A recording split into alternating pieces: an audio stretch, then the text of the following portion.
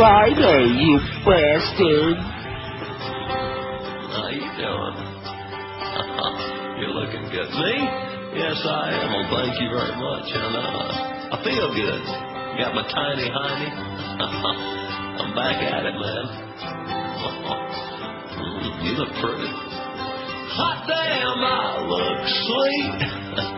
I'm one sexy piece of meat. Ow! Arteries aren't clean, but I'm just still as obscene. Well, back on the trail and hunting for tail. I'm like a 58-year-old Chippendale. When I bet you wish you were me. Yeah. Had my surgery and way too much Hillary. Damn near almost died, 'cause all the food I ate was fried. But Slick Willie's back, my veins free from plaque. Just hoping that I don't have a heart attack. Taking Lipitor and trying to score. I'm driving my Prius to the adult bookstore, and I bet you wish you were me. And who could blame you? Wow. 10:56, and that means it's time for the break, right? And what excellent timing today, you know? Sure. And we got a couple of good faxes there, and then by the time we read all the liners and the promos for this weekend, it'll be time to go home. The Howard Stern Show. Neil Rogers, mornings and middays. And sports around the clock. 560 QAM. Friday, you bastard. There's a fat left-wing guy once pushed to say goodbye, Michael Morey. He wears extra-large pants, and they love him in France, Michael Morey. His new flick, it is full of tricks. GOP is sick, 'cause it picks on George W. Might become number one, and then when it's done, won't be fun. Bush will be screwed. His documentary, 4 stars from John Kerry, Michael Morey. If he wins an Oscar, his speech will last an hour, you can bet. And now all of Fox News would like him to be moving to Norway. But it's clear he'll stay here to be a pain in their rear, Michael Morey. Rectum. 11:02 at 560 WQM. Happy Friday to you. We didn't really have to do any foreplay today, you know? Right, let's right on into it. Which is excellent. Let's do that every day. Give Howard and Robin a little note there. Send him a note. Say 10:49 sounds really good. 10:52 sounds even better. Here's a couple of faxes we got before we get into the heavy meat. Although, I guess we'll do the faxes first. Got a lot of stuff today. If you have an appointment to call today, we may have to postpone it till after the election. We'll get a rain check. Yeah, we'll send you a rain check. Or maybe we'll just send you a Rain Man. Here's one from Kathy that says, I go to vote, not with excitement, but with anger. Kathy is mad. She is pissed up and fired off. Anger that so many people choose to be ignorant to the horrors of this administration. What does it say about the values of these people when they're more concerned with stem cell destruction than with the killing of children in Iraq whose charred and mutilated bodies are only shown by people like Michael Moore? Where is the public outrage? See, this fax has got like all these lines through it, and I have no idea why. It just came out that way. Oh. It says our sons and daughters are being slaughtered for oil while they're brainwashed to believe they're fighting to keep terrorists out of America. The reality is the terrorists are living happy and free under the protection of the Bush administration. This administration is damn right scary. Why are the masses sitting on their asses, says Kathy. She said it is totally unbelievable. Well, she might feel better about this fax, okay? Maybe this will cheer her up a little bit. It says, it took me 2 hours to vote yesterday in Brevard County. The line was long primarily because many people were taking up to 20 minutes to fill out the ballot, either due to senility, a language barrier, or they didn't bother to read a sample ballot prior to arriving and they were unprepared. They were unprepared. Right? Right. It's a lesson for all you people out there that go to vote. Do not go unprepared. It says, it's my understanding that as of Wednesday, only 16,000 voters were able to submit a ballot using the early voting option in Broward County. We use the old bubble sheet process here. You know that? That's the one. And I would imagine, given the combination of similar demographics in South Florida and touchscreen voting, that we can anticipate major problems and controversy on Tuesday as we did in 2000. Absolutely correct, sir. There were no incidents despite Bush supporters rebel yelling anyone who didn't display Bush-Cheney allegiance on their cars or clothing. The good news here is that since there's no privacy in the cramped voter registration orifices, everyone can see for whom you're voting. Interestingly, I saw no one of any age or ethnicity voting for Bush. I want to read that sentence again. Interestingly, I saw no one of any age or ethnicity voting for Bush. This could be a result of Democrats urging their supporters to vote early, while Bush supporters will wait until Tuesday. But it may also indicate that people from all walks of life have had it with the planned Bush dynasty. There appears to be hope for the Republic and the Constitution, says whoever this is, Robert. Nice going, Robert. And it wasn't Robert Grieper, by the way. You can be sure of that. Speaking of Robert, though. Yes? We have him to thank for all those funny videos that we got today. So thank you, Robert. Yeah, but you're still an idiot. No, the other Robert. Not Robert Grieper. Oh, that, our Robert, our friend Robert. Arab killing Robert. Oh, as opposed to Robert Grieper, Right. which they don't come no creepier. 2,037 votes on yesterday's poll. Which campaign issue is most important to you? Jobs in the economy, 546. Iraq, 394. Civil liberties, 303. Religious extremism, 259. None of them. Get it over with already, 195. Healthcare, 97. Homeland Security, 95. Stem cell research, 63. The draft, 33. Cuba, 23. Increíble. Israel, 15. And abortion, only 14. I'm shocked. I guess that's because we don't have any women, right? I wish. Speaking of women, beaded curtain today, it's Josephine van Asdonk. What? Careful how you say that. That's her name. Josephine van Asdonk. I know how to say these Dutch names, okay, All mister? right. I lived there for about 5 minutes. She was born October 6, 1974 in Amsterdam. In Amsterdam. Which makes her like, how old does that make her? About 30, man. Yeah, last time I checked. Just barely, plus a couple of weeks. Guess what the... Guess what the name of her newest movie is that she just completed? I dare not even guess. No, it's one word. It's... Dunk? Gay. Oh. That's the name of her movie. Gay. Yeah, that's it. Gay. She also was in Stukke Humor. I say a bunch of the Dutch stuff. Goed Koest. Go ahead, yeah. I can't read any of it. Come on. Although she played Irene van Klappenburg. Verwiedijn. I can't read any of this Dutch crap. That's one of the many reasons you wouldn't want to stay there, believe you me. That Dutch will drive you crazy. With all the J's and the Z's and all that phlegm they're spitting up. Dots over letters. Oh, God. So anyway, that's who we got there. We got the lovely Josephine van Asdonk is behind the beaded curtain today, and she looks better than her name sounds. Not much better, but a little bit. Not too much. I don't know what's wrong Okay, with here's the poll today. I don't know. This, I kind of... Well, you notice I scratched one thing out there. I'm not really sure I like this poll, but it'll do okay. Other than George W. Bush, who is the most dangerous American today? You know who we left off? Who? Well, there's so many we left off. Well, I'm sure we'll add more. How about Rush Limbaugh? Okay. I think he's small potatoes compared to some of the others on the list. Well, he's certainly worthy. yeah, but he's certainly better known than, say, like Paul Wolfowitz. Right. Well, if we're going So to we'll put him on there. Put the Fat Rushy on there. We should put Phone Freak on there, too. Who? Phone Freak O'Reilly. Dick Cheney, Donald Rumsfeld, John Ashcroft, Jeb Bush, Paul Wolfowitz. Nice hair, by the way, Paul. And Rush Limbaugh. That's the list so far. We got just 6. I'm sure we'll probably get a few more added. If and when we took a few calls, that's going to be a problem, though. What is that? You know what I mean? Oh, you got a lot of stuff? Well, do I have a lot of stuff? We've only got like 2 hours and 52 minutes, not that I'm counting. Talk fast, double time. No, we got to get a couple of calls and we got to get some more names on that list because I don't want to leave anybody out. Like, say, Carson Daly probably ought to be on there. What are you laughing about? You'll see. WQAM, hello. No, not there. WQAM, hello. Neil. Yes, sir. You've got Ralph Nader on the pole. All right, that's a good one. Right. Excellent. See, I told you, if we took a couple of calls, we'll get them in there. We got to time this thing out today. We're very pressed for time. WQAM, hello. Good morning, sir. Yes, sir. How about Tom DeLay? Oh, good one. Yeah. And thank you so much. Went downtown to vote on Wednesday, voted at the government center. And I voted down there since '96, and I've never seen the number of machines and the number of people down there voting. All right. Excellent. Most seem to be voting the right way, voting for Kerry. No, voting the left way. So, well, hey, I hope... voting the correct way. Don't say correct, the right way. The correct way. Right.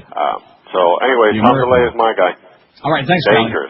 All right, you're right. Tom DeLay belongs on there right away, immediately, not sooner. Without delay. Better do these. I thought we'd be able to do this before the show, but Stern timed it out for that first break for us. I guess you must have a copy of our log. Look for the QAM van today, 4:30 to 6:30 at Stogie Cigars at 117th and Kendall Drive. Stop by to spin the wheel for our low-budget prizes, but enjoy free food, good stuff, from Atlantic City Subs. Tomorrow, George has got a couple of deals tomorrow. Join George tomorrow afternoon from noon to 2 at South Motors Infinity. That's 16915 South Dixie Highway in Miami. Stop by to win prizes, enjoy free food again from Atlantic City Subs, and from 3 to 5 tomorrow, look for the QM van at Bill Seidel's Boulevard and Savings, Northwest 36th Street. The Sancha guy is going to be there. Northwest 36th Street, just west of 27th Avenue. Stop by for prizes and free Atlantic City Subs again. And once again, Little George will be there, the sandwich guy. See. And we got the video there. We got the full story on this from the New York Times. We had it on our website thanks to Lynn Samuels being on the ball and having that thing from the Channel 5 in Minneapolis, St. Paul, about the actual video of the American troops being there. So all of these excuses about those 380,000 tons of explosives, and Saddam must have taken them out and hidden them before we got there. Guess what? The answer is, nah, I have to come up with a better excuse than that. Very sad, very weak. WQAM, hello. Neil, Yes, sir. did you see Keyes and, what's his name, Obama?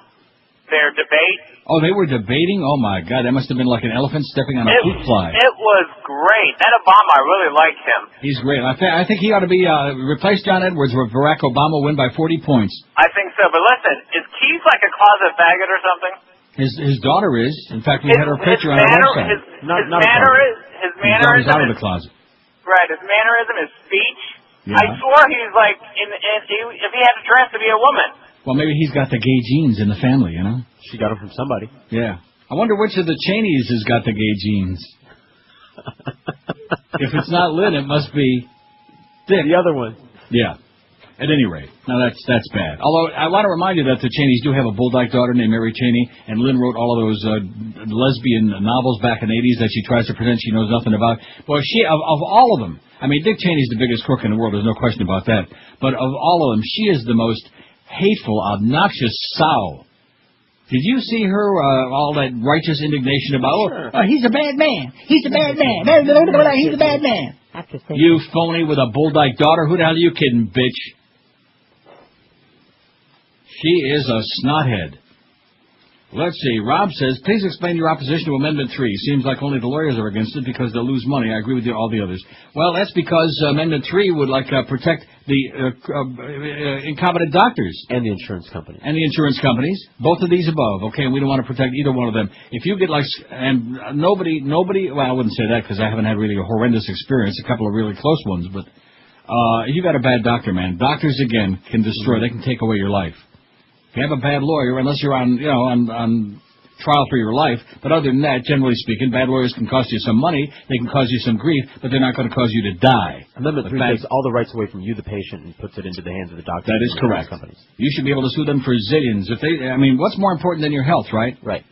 Except maybe the show. Solomon says, this may be perceived as a frivolous question, but did you happen to borrow the quip you were saying yesterday, sei gesund, from the movie Mystery Men? Yeah, you got me. Listening to Neil Rogers exclusively on 560 QAM. America, fucking blow. George, you're pretty confident you're going to win, huh? I have got a comprehensive strategy. And what is this comprehensive strategy? My brother Jeb's the coolest governor. Because he voted 98 times for me. What? How about your father? He voted 277 times for me. You're kidding. That's a fact. Great strategy, but that's not right. That is outrageous and unacceptable. I know. 11:17, 62 votes on the poll. Now, somebody says the despicably evil Karl Rove. Let's get him on there right away. I beg your pardon? I said amen. Dick Cheney, 34. John Ashcroft, 15. Other than Bush, the most dangerous American today. Rumsfeld, 6. Nader, 3. Bush, 3. Jeb, that is. our fat-ass governor. Paul Wolfowitz won. Nice hair, Paul. Tom DeLay and Rush Limbaugh. Now, Karl Rove didn't go on there yet, but he will. And also, Michael Powell. And somebody faxes in and says, don't forget about Michael Powell because you can't say crap. Well, guess what? Crap. How do you like that? Huh? Take that, Michael Powell. Crap. And another one. One more. Crap. Yeah? And just to be sure? Crap. Right. Whose voice is that saying crap, by the way? I beg your pardon? Whose voice is that saying crap? Why are you asking? Oh, I don't know. Isn't it Jeb? No. Oh, Crap. No. See, you don't understand. Maybe that predated you. I don't think No, so. it certainly didn't, because it was back when Randy and Adam were working together. Right. And so she had things that she would stick in there that she didn't want other people to use on other shows. Right. So they would put it in there under some innocuous thing, so, Crap. yeah, it was under Jeb Bush. I see.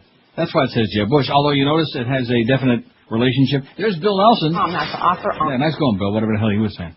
So if you think about Jeb Bush, think about Crap. fat-ass governor and crap. Same difference.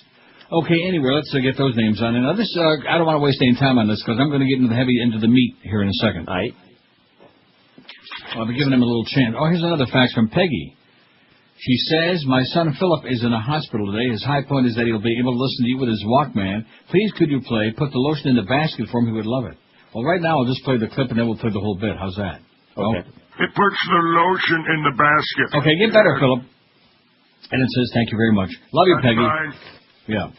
Okay, we'll get to that. Don't let me forget now. It's I won't. in your hands. Lotion. Okay, here very quickly, we have nothing to say about this because it speaks for itself. Fox News Channel television host Bill O'Reilly and Andrea Macris, who was a producer for his talk show, have agreed to settle their legal dispute over her allegations of sexual harassment. O'Reilly's lawyer announced yesterday, and they can't say nothing more, and they agreed to that. And, so obviously he admitted, and they paid her off, and that's the end of that. Right? Right. Right. Okay, now let's get to the important stuff. Because we got bigger fish to fry than Bill O'Reilly. Anybody who thinks that Bill O'Reilly's important is going to be a simpleton. Just a big, pompous bag of lies is basically what he is. All spin all the time. You ought to put him in the dryer. Video shows GIs at Al-Qaeda, Al-Qaeda weapon cache. I just love the way people are pronouncing that. Don't you? They just keep going back and forth like oh, they yeah. their mind. And they're trying to avoid saying, caca. Yeah, they're trying to avoid saying that. But they just can't stop saying it.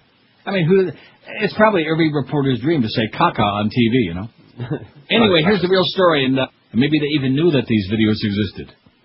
A videotape made by a television crew with American troops when they opened bunkers at a sprawling Iraqi munitions complex south of Baghdad shows a huge supply of explosives still there 9 days after the fall of Saddam Hussein, apparently including some sealed earlier by the IAEA, the International Atomic Energy Agency.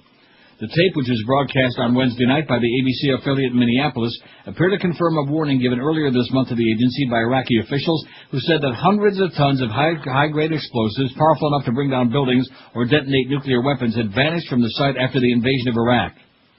The question of whether the material was removed by Mr. Hussein's forces in the days before the invasion or looted later because it was unguarded has become a heated dispute on the campaign trail, with Senator John Kerry accusing Bush of incompetence and Bush saying it's unclear when the material disappeared and rejecting what he called Mr. Kerry's wild charges. Weapons experts familiar with the work of the international inspectors in Iraq say the videotape appears identical to photographs that the inspectors took of the explosives, which were put under seal before the war. One frame shows what the experts say is a seal with narrow wires that would have to be broken if anyone entered through the main door of the bunker.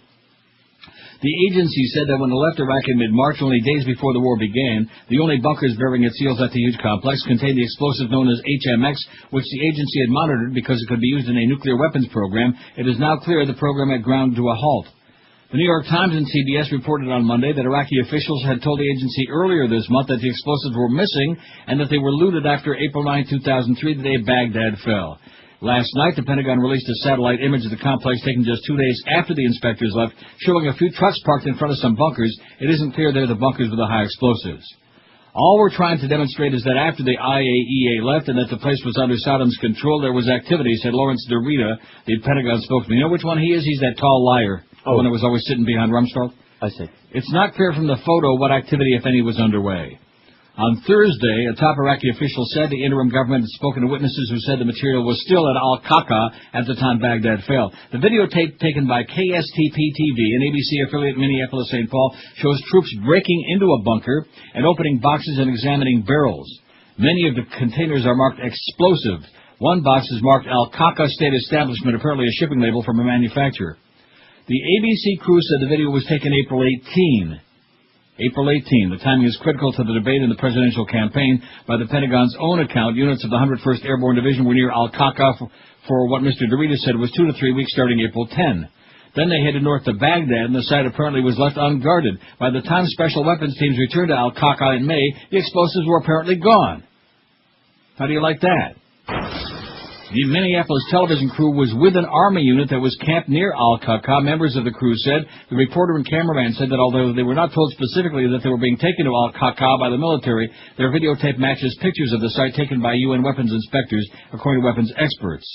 One weapons expert said the videotape and some of the agency's photos of the HMX stockpiles were such good matches, it looked like they were taken by the same camera on the same day. How do you like that? This doesn't mention about the soldiers lighting a match to try to see, and about how they got singed and their clothing got burned, etc., and so on. But anyway, and now, because we got to hurry, because I can read that whole thing, but it'll be on our website from the New York Times. A militant Islamist group today claimed to be in possession of a large portion of the explosives that were missing from a munitions depot facility in Iraq. Isn't that sweet? What do they want with them? They got them. The group, calling itself Al-Islam's Army Brigades, made the claim in a video broadcast today and warned that it will use the explosives if foreign troops threaten Iraqi cities. Its video statement said, heroic mujahideen have managed by the grace of God and by coordinating with a number of the officers and the soldiers of the American intelligence to obtain a very huge amount of the explosives that were in the Al-Qaeda facility, which was under the protection of the American forces. How do you like that? In Don Francesco on the West Coast. Oh, they're lying. They're not going to do nothing. The video was obtained by the AP, but the group's claim could not be independently verified. The speaker of the video was surrounded by masked armed men standing in front of a black banner with the group's name on it. He said, we promise God and the Iraqi people that we'll use it against the occupation forces and those who cooperate with them in the event these forces threaten any Iraqi city. Nearly 400 tons. Well, we know about that. We know all about that deal. So there you go. They got them. So all of these denials, see, I want you to keep one thing in mind, okay, that this administration and this president never admit to mistakes. And the reason I want you to keep that very much in the front of your mind is that when I get to that article, which I told you about before, the name of which one is it? I don't know. Oh, God. Well, I got such a pile here, man, we might have to stay out till midnight. Caca. Right. Oh, yeah. In 1999, I'll get to this a little later. All right. In 1999, and this is by Russ Baker, very well-known columnist, candidate Bush spoke of wanting to invade Iraq if elected, and these comments are from a ghostwriter, Mickey Herskowitz, who was ghostwriting a book about Bush, but then Karen Hughes didn't like a lot of the things in here, and they finally fired his ass, and they decided to write it themselves. Too much honesty in it. But there's a line in there. In fact, I think I'll read that line now and again later when I read the whole article for anybody who might miss it. Okay, toward the end of the article. It's very long, ponderous, but I'll get to it, and I will read the whole thing. Anyway, Herskowitz says, he told me that as a leader, you can never admit to a mistake, Herskowitz said. That was one of the keys to being a leader, according to George W. Bush. You can never admit to being a mistake. Yeah, so it may not be good, but at least he's consistent. Don't forget one thing. What's that? It puts the lotion in the basket. That's what I heard. 26 past 11 at 560 WQAM. Right now I'd like to tell you about our friends over at Guaranteed Mortgage Bankers in Deerfield Beach. With over 275 different mortgage programs available to them, they will find a mortgage for you, no matter what your situation is. Recently, they helped out a listener of ours who never thought he'd be able to qualify to buy his own home in a million years. Not only were they able to qualify him, they were able to present him three options before 6616. Whether you're looking for an interest-only loan, a 30-year fixed rate, about 30, man, or one of the many low-rate adjustable mortgages, Guaranteed Mortgage Bankers in Deerfield Beach has exactly what you'll be needing. They offer payments as low as $332 for every $100,000 you borrow. And Guaranteed Mortgage Bankers in Deerfield Beach will make your mortgage happen, and they'll also send you on a cruise. That's right, after closing your loan with these folks, Guaranteed Mortgage Bankers in Deerfield Beach, you'll be able to choose one of 6 different 7-night cruises compliments of Guaranteed Mortgage Bankers. Call them right now toll-free, 1-800-734-6616. Whether you want to buy a new home, an investment property, or just refinance your current mortgage, call that toll-free number, or you can look up more about them on the web at GuaranteedMortgageBankers.com. You'll be treated just like family by Guaranteed Mortgage Bankers in Deerfield Beach. Call them today, toll-free. There's absolutely no obligation. 1-800-734-6616. You're listening to Neil Rogers exclusively on 560 QAM. This is Debbie. Hi, Debbie. I'm interested in getting some operations done. Okay. And some body contouring and some liposuction. Mm-hmm. And I was wondering if you get some tummy tuck and lip augmentation, cosmetic breast surgery, facelift, all of these things. Mm-hmm. And I was wondering... What would you like to start with? Well, I need to get everything done. Probably the first thing I'd like to have removed is my thing. Okay, we don't do that. No. Could you do breast implants, though? It can be done, but I don't know if they would do it right away. It puts the lotion in the basket. Mm-hmm. How much? 5,000. Excellent. I'd like to have my skin resurfaced, too. Mm-hmm. Laser surgery. Mm-hmm. Have the lambs stopped crying yet, Mommy? Excuse me? Don't hurt Mommy's little baby. It puts the lotion in the basket. I'd like to get the liposuction that I saw on TV. Okay. Can you make me look more like a woman? Well, we'll have to see you first, and then upon looking at you, we can tell you that when we see you. Should I wear my skin suit made of body parts, Mommy? If you'd like to. It puts the lotion in the basket. Would you like to make an appointment? Yes. Okay, there is a $100 consultation fee. That's fine. Okay. Okay, My name is Buffalo Bill. Okay, let me get a little information from you, okay? Just one moment. It puts the lotion in the basket. I understand. It puts the lotion in the basket. Do you want to come in for a consultation for It puts the lotion in the basket. Okay. Would you like to make an appointment, or do you want to call me back? It puts the lotion in the basket. I understand. I've got my skin suit nipple necklace. Bill. It puts the lotion in the basket. I understand that. Would you like to It puts the lotion in the basket. Would you like to make an appointment? It puts the lotion in the basket. Okay, I will talk to you another time, okay? It puts the lotion in the basket. Hello? Here's old John Kerry. Only we got that bitch talking again. In Orlando, no less.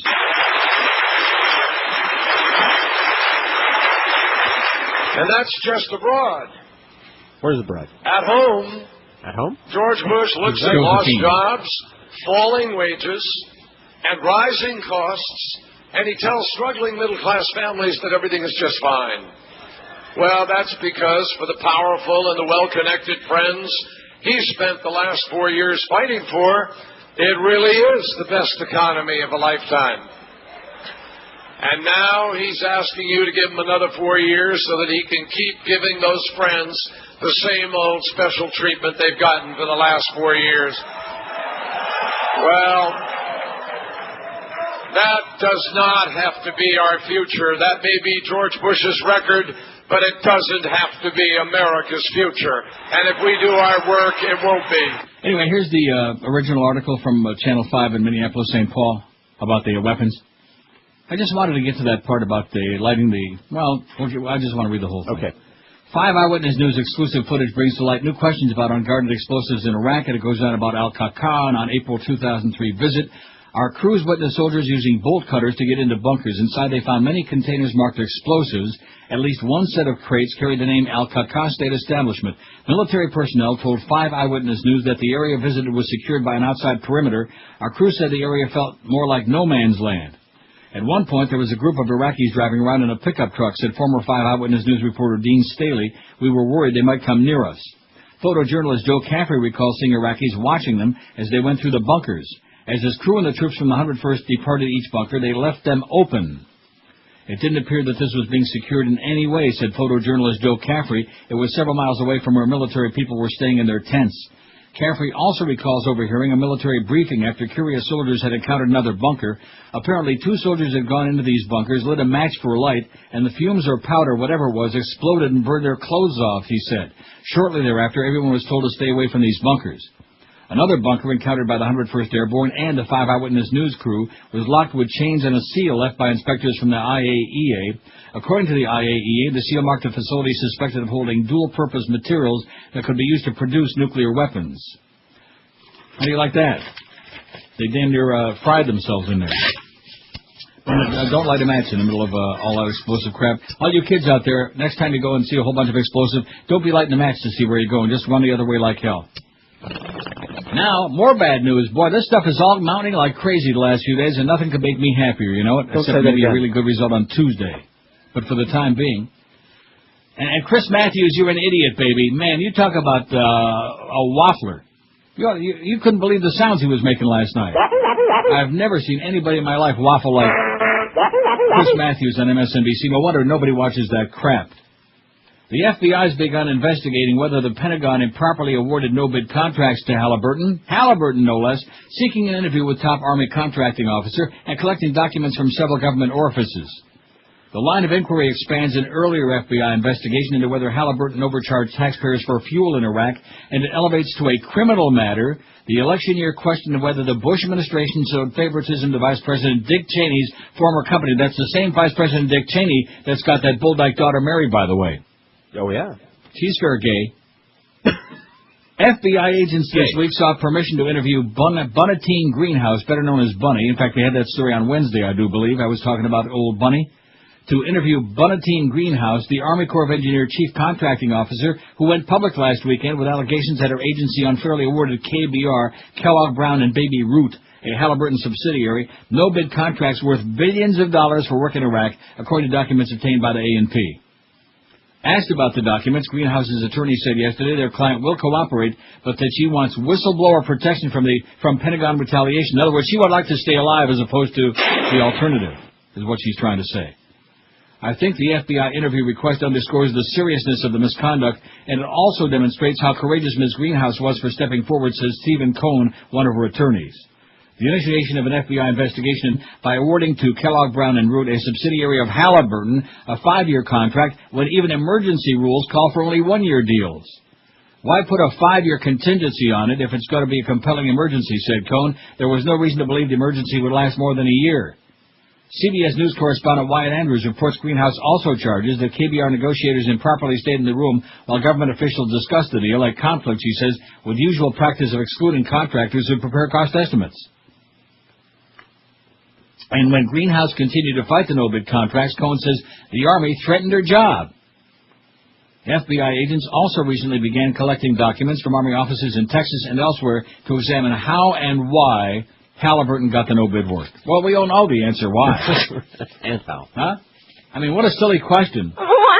Yeah. It might just have had something to do with the connections between its former head honcho and current vice president and the father of bull-dyke daughter, Dick Cheney, along with his unctuous wife, Lynn. That might just have had something to do with it.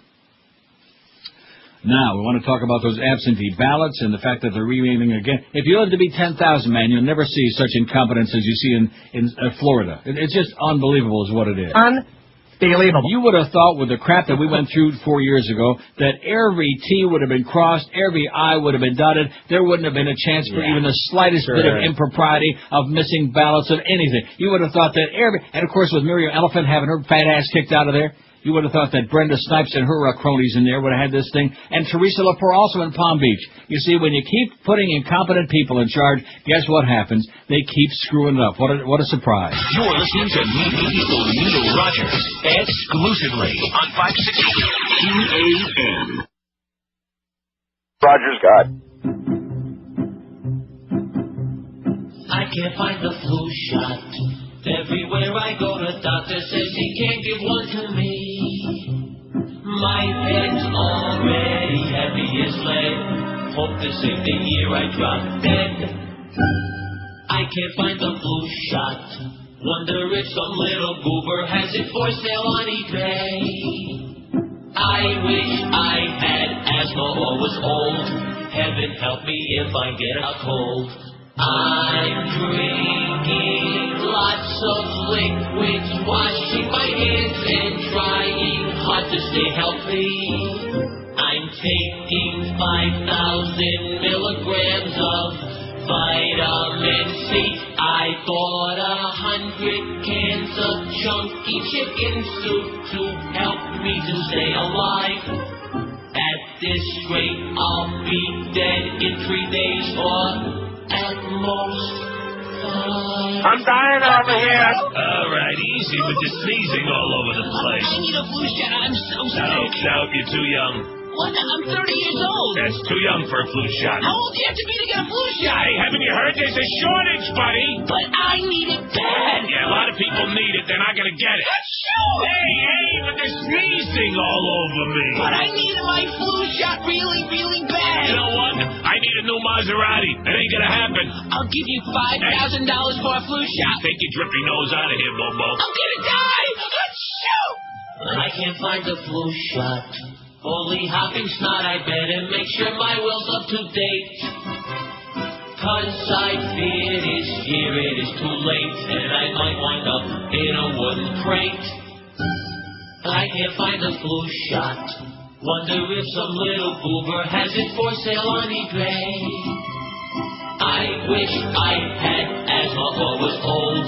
Heaven help me if I get a cold. I'm dying over here. 11:47, 13 till noon at 560 WQM. Here's the poll so far. Other than GW, who is the most dangerous American today? 228 votes. Dick Cheney, 104. Nobody can touch Dick. John Ashcroft, 55. Karl Rove, 20. Donald Rumsfeld, 16. Michael Powell, 9. Paul Wolfowitz, 7. Tom DeLay, 5. Ralph Nader, 4. Rush Limbaugh, 4. And Jeb, the fat-ass Florida governor, got 4. Now, is that the same Dick Cheney that's the vice president and got that bulldog daughter? No, that's the one. He's the evildoer. Now, I don't want to overdo it on the weapons, but there is one more story I would like to read a little part of here. You want to evildo it on the weapons? Vast amounts of weapons-related material are missing. Not just the ones that we've been talking about here from Al-Qaeda. More than 320 tons of missing Iraqi high explosives at center stage in the U.S. presidential election are only a fraction of the weapons-related material that's disappeared in the Iraq Monitoring and Verification Commission on the UN's Weapons Inspection Agency.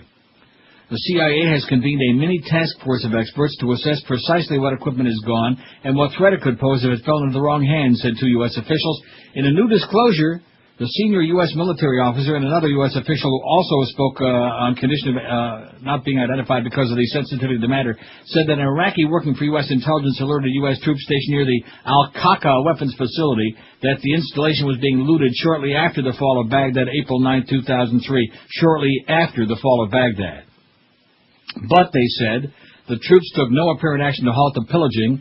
That was one of numerous times when Iraqis warned us that ammo dumps and other places were being looted, and we weren't able to respond because we didn't have anyone to send, said a senior U.S. military officer who served in Iraq. I'm going to read that last sentence again. Paul Bremer says we didn't have enough troops on the ground. The generals told him 140,000 troops will never cut it. You can't do the job. And there's your president again and his secretary of defense.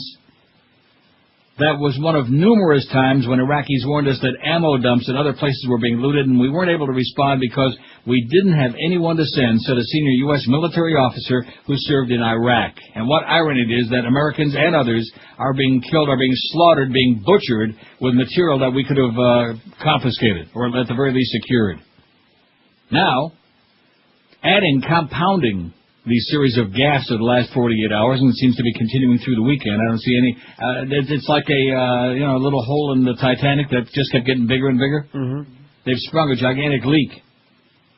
Rudy Giuliani did a really one hell of a job, for John Kerry, that is. He stumped for President Bush in New Hampshire on Thursday, but the former New York mayor riled some residents even before getting there.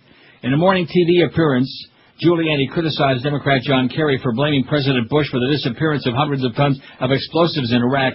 No matter how you try to blame it on the president, the actual responsibility really would be for the troops that were there. Did they search carefully enough? Didn't they search carefully enough, he said on NBC's Today Show. That rankled Eleanor Kellman of Henniker, an Air Force veteran whose son Kurt is an Army reservist in the Middle East. That was such a demoralizing, destructive statement for Rudy Giuliani to make. Once again, the troops are scapegoats for the administration's failure, she said, at a Democratic protest before a planned appearance by Giuliani in Bedford.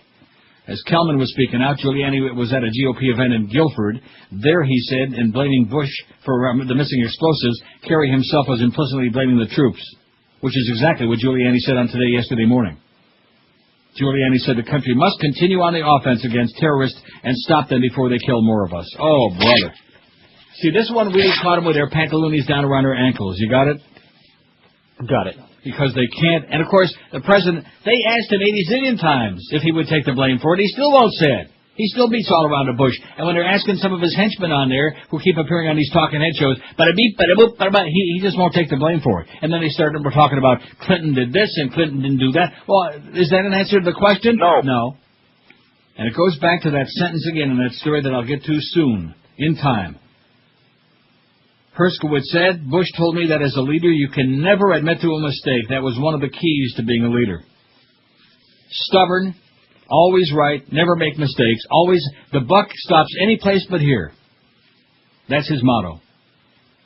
Now, getting to these damn ballots. Well, what a freaking mess. It is just unbelievable. Before you get to the ballot, I beg your pardon? I'm going to fax you something that you might not want to read because of the headline, like I didn't want to, but you should, so I'm going to fax it. Saying what? About what? It's a editorial written by a pro-life person, but you should read it. Okay.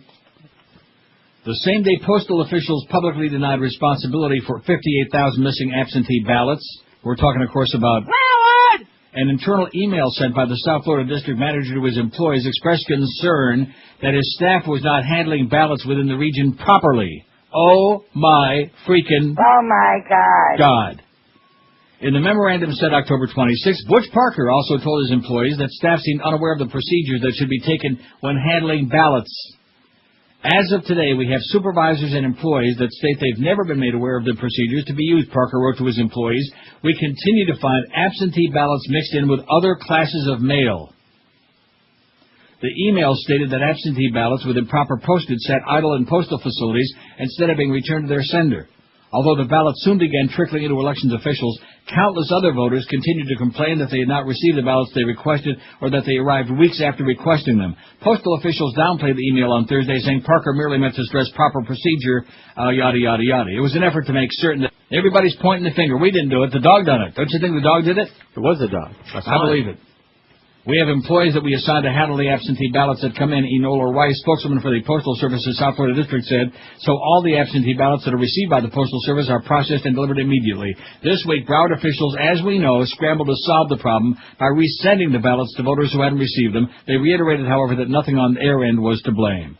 Whatever we did was standard procedure, Broward Supervisor of Elections Brenda Snipe said Wednesday. I'm very concerned, but I can't control the post office. Oh, God.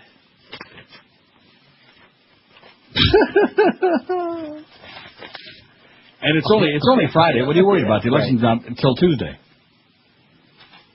Right? What's a few thousand votes anyway? Exactly. Won't be close. So I got this thing from the Herald that you sent me, which I'll get to. Yeah, just read it during the break. I'll read it during the break, and I'm sure it must be sensational if you're that impressed. Because you're not easily impressed. Oh, surprise. Now, speaking of Teresa Lepore, that bitch, you understand that. It's just one of those things.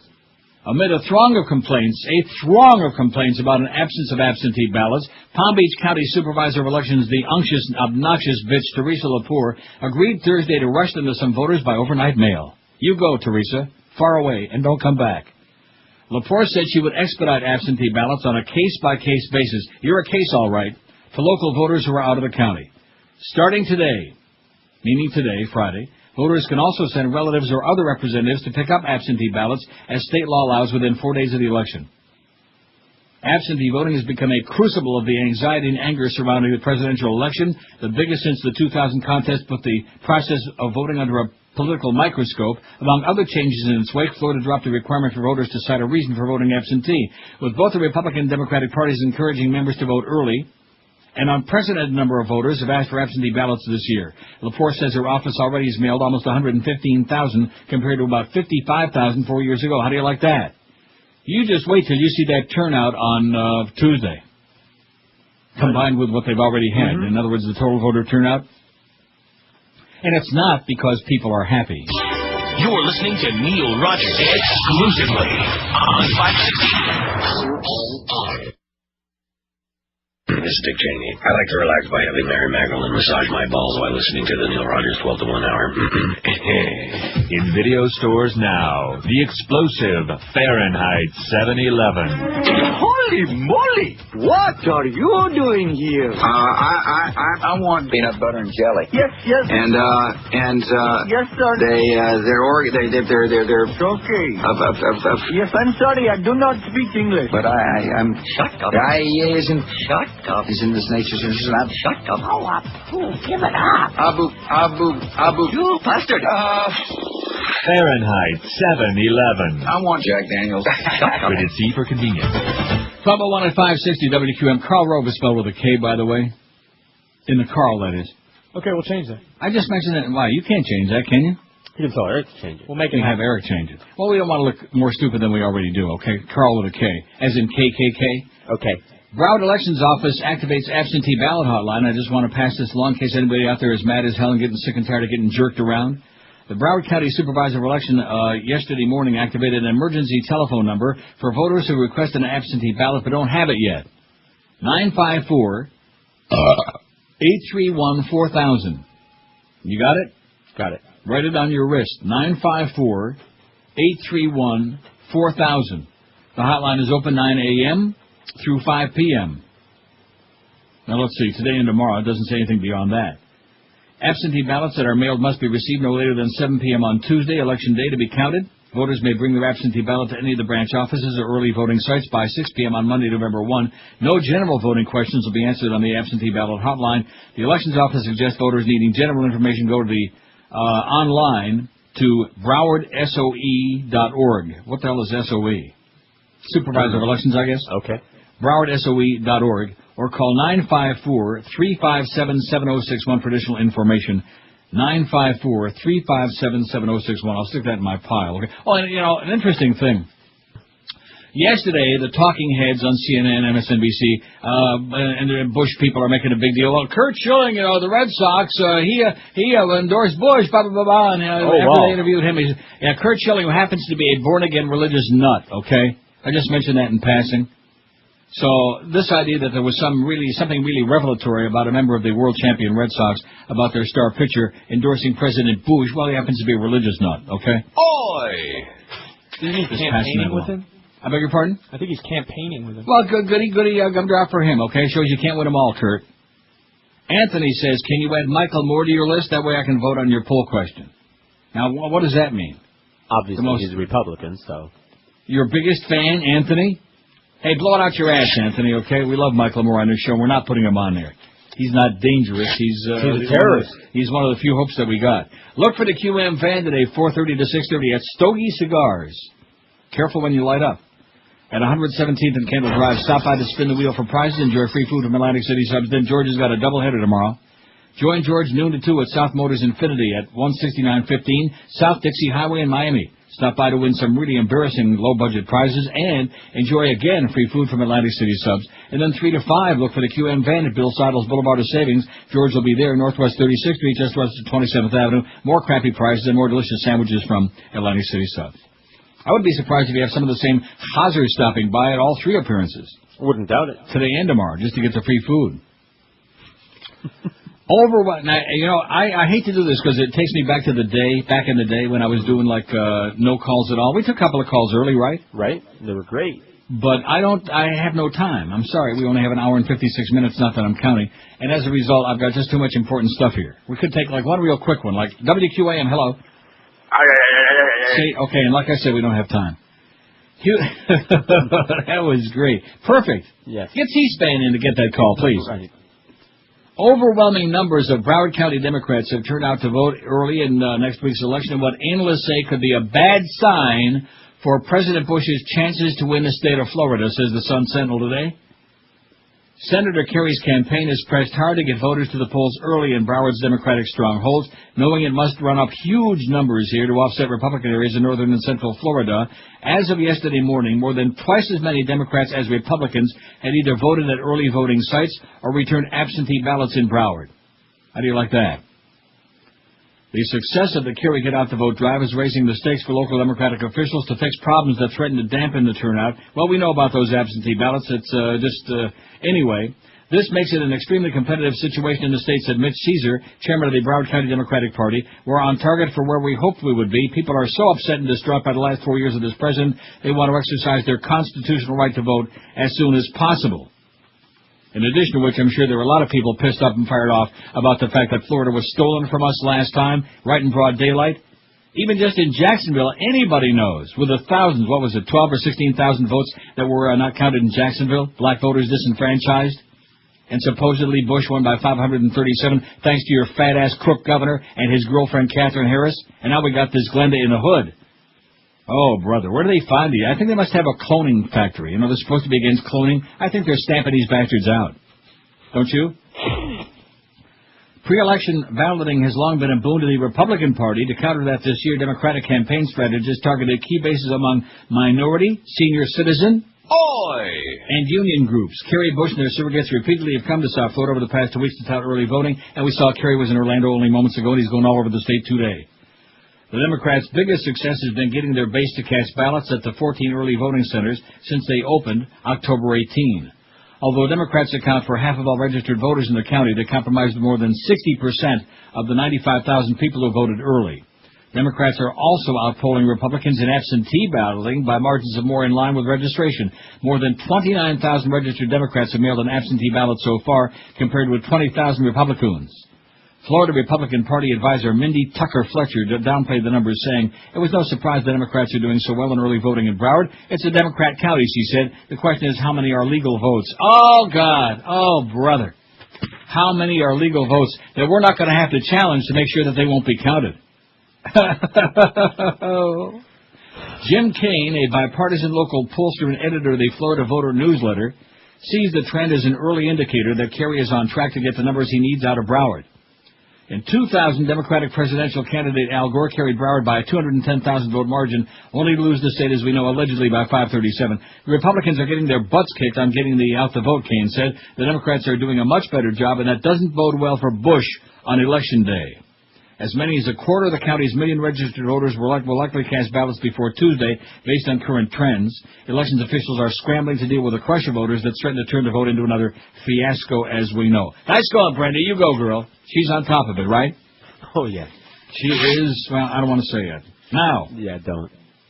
Maybe we ought to do the break. No. Not too early? Well, no, this is a long article. I'm going to read the whole thing by Russ Baker. Okay. No, not Kay. She ain't involved in this. Just this one time. Cake. Carl with a K? This, he told me that as a leader, you can never admit to a mistake. That's right. Yeah. I know how to lead. The headline on this article, in 1999, it's on our website. You ought to read it. You ought to, make copies of it and send it to everybody you know. Anybody who believes that this Iraq thing was based on Iraq really being a threat, on Saddam being a threat, connected with Al-Qaeda, any of these dumbos out there who still believe that had something to do with 9/11, which even a child knows that they didn't. Even the little kids in that classroom in Sarasota that Bush was reading My Pet Go-To know that Saddam had nothing to do with 9/11. As he sat there minute after minute. That's one of the great moments. Oh, by the way, that video is up on the site now, that one commercial. Oh, not the one where Bush is holding up the finger and saying the F word. Oh, no, that one's coming up, too. The other one, the campaign one. What campaign one? The how to run a Republican campaign when you don't have a good record. Oh.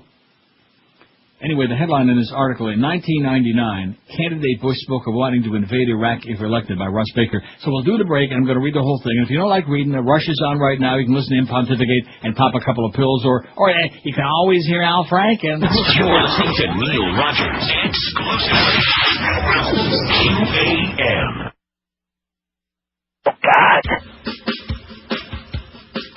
I supported Bush after that tragic day, and to my surprise, disgust and shame, he let the sorties in Bin Laden get away, and shifted the blame to Saddam Hussein. We're occupying Iraq. Hey, how about that? They're not the ones who attacked. What's going on with this crap? We're occupying Iraq. Defense contractors are having fun as we spread freedom to the point of a gun. The blood money profits have only just begun for KBR, GE, and Halliburton. Needlessly sending our kids to die. And the drilling mugwumps still support this guy. An advanced stage of syphilis must be the reason why they believe George Bush is Jesus Christ.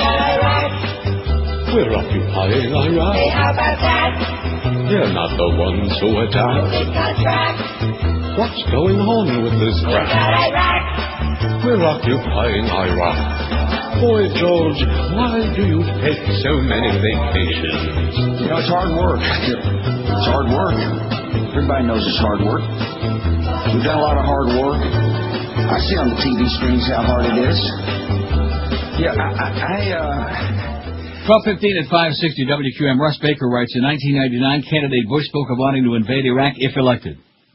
Houston. 2 years before the 9/11 attacks, presidential candidate George W. Bush was already talking privately about the political benefits of attacking Iraq, according to his former ghostwriter, who held many conversations with then Texas Governor Bush in preparation for a planned autobiography. He was thinking about invading Iraq in 1999, said author and journalist Mickey Herskowitz. It was on his mind. He said to me, one of the keys to being seen as a great leader is to be seen as a commander-in-chief. And he said, my father had all this political capital built up when he drove the Iraqis out of Kuwait, and he wasted it. He said, if I have a chance to invade, if I had that much capital, I'm not going to waste it. I'm going to get everything passed that I want to get passed, and I'm going to have a successful presidency. Herskowitz said that Bush expressed frustration at a lifetime as an underachiever in the shadow of an accomplished father. In aggressive military action, he saw the opportunity to emerge from his father's shadow. The moment, Herskowitz said, came in the wake of the 9/11 attacks. Suddenly, he's at 91% of the polls, and he'd barely crawled out of the bunker. That President Bush and his advisors had Iraq on their minds long before weapons inspectors had finished their work, and long before alleged Iraqi ties with terrorists became a central rationale for war, has been raised elsewhere, including in a book based on recollections of former Treasury Secretary Paul O'Neill. However, Herskowitz was in a unique position to hear Bush's unguarded and unfiltered views on Iraq, war, and other matters well before he became president.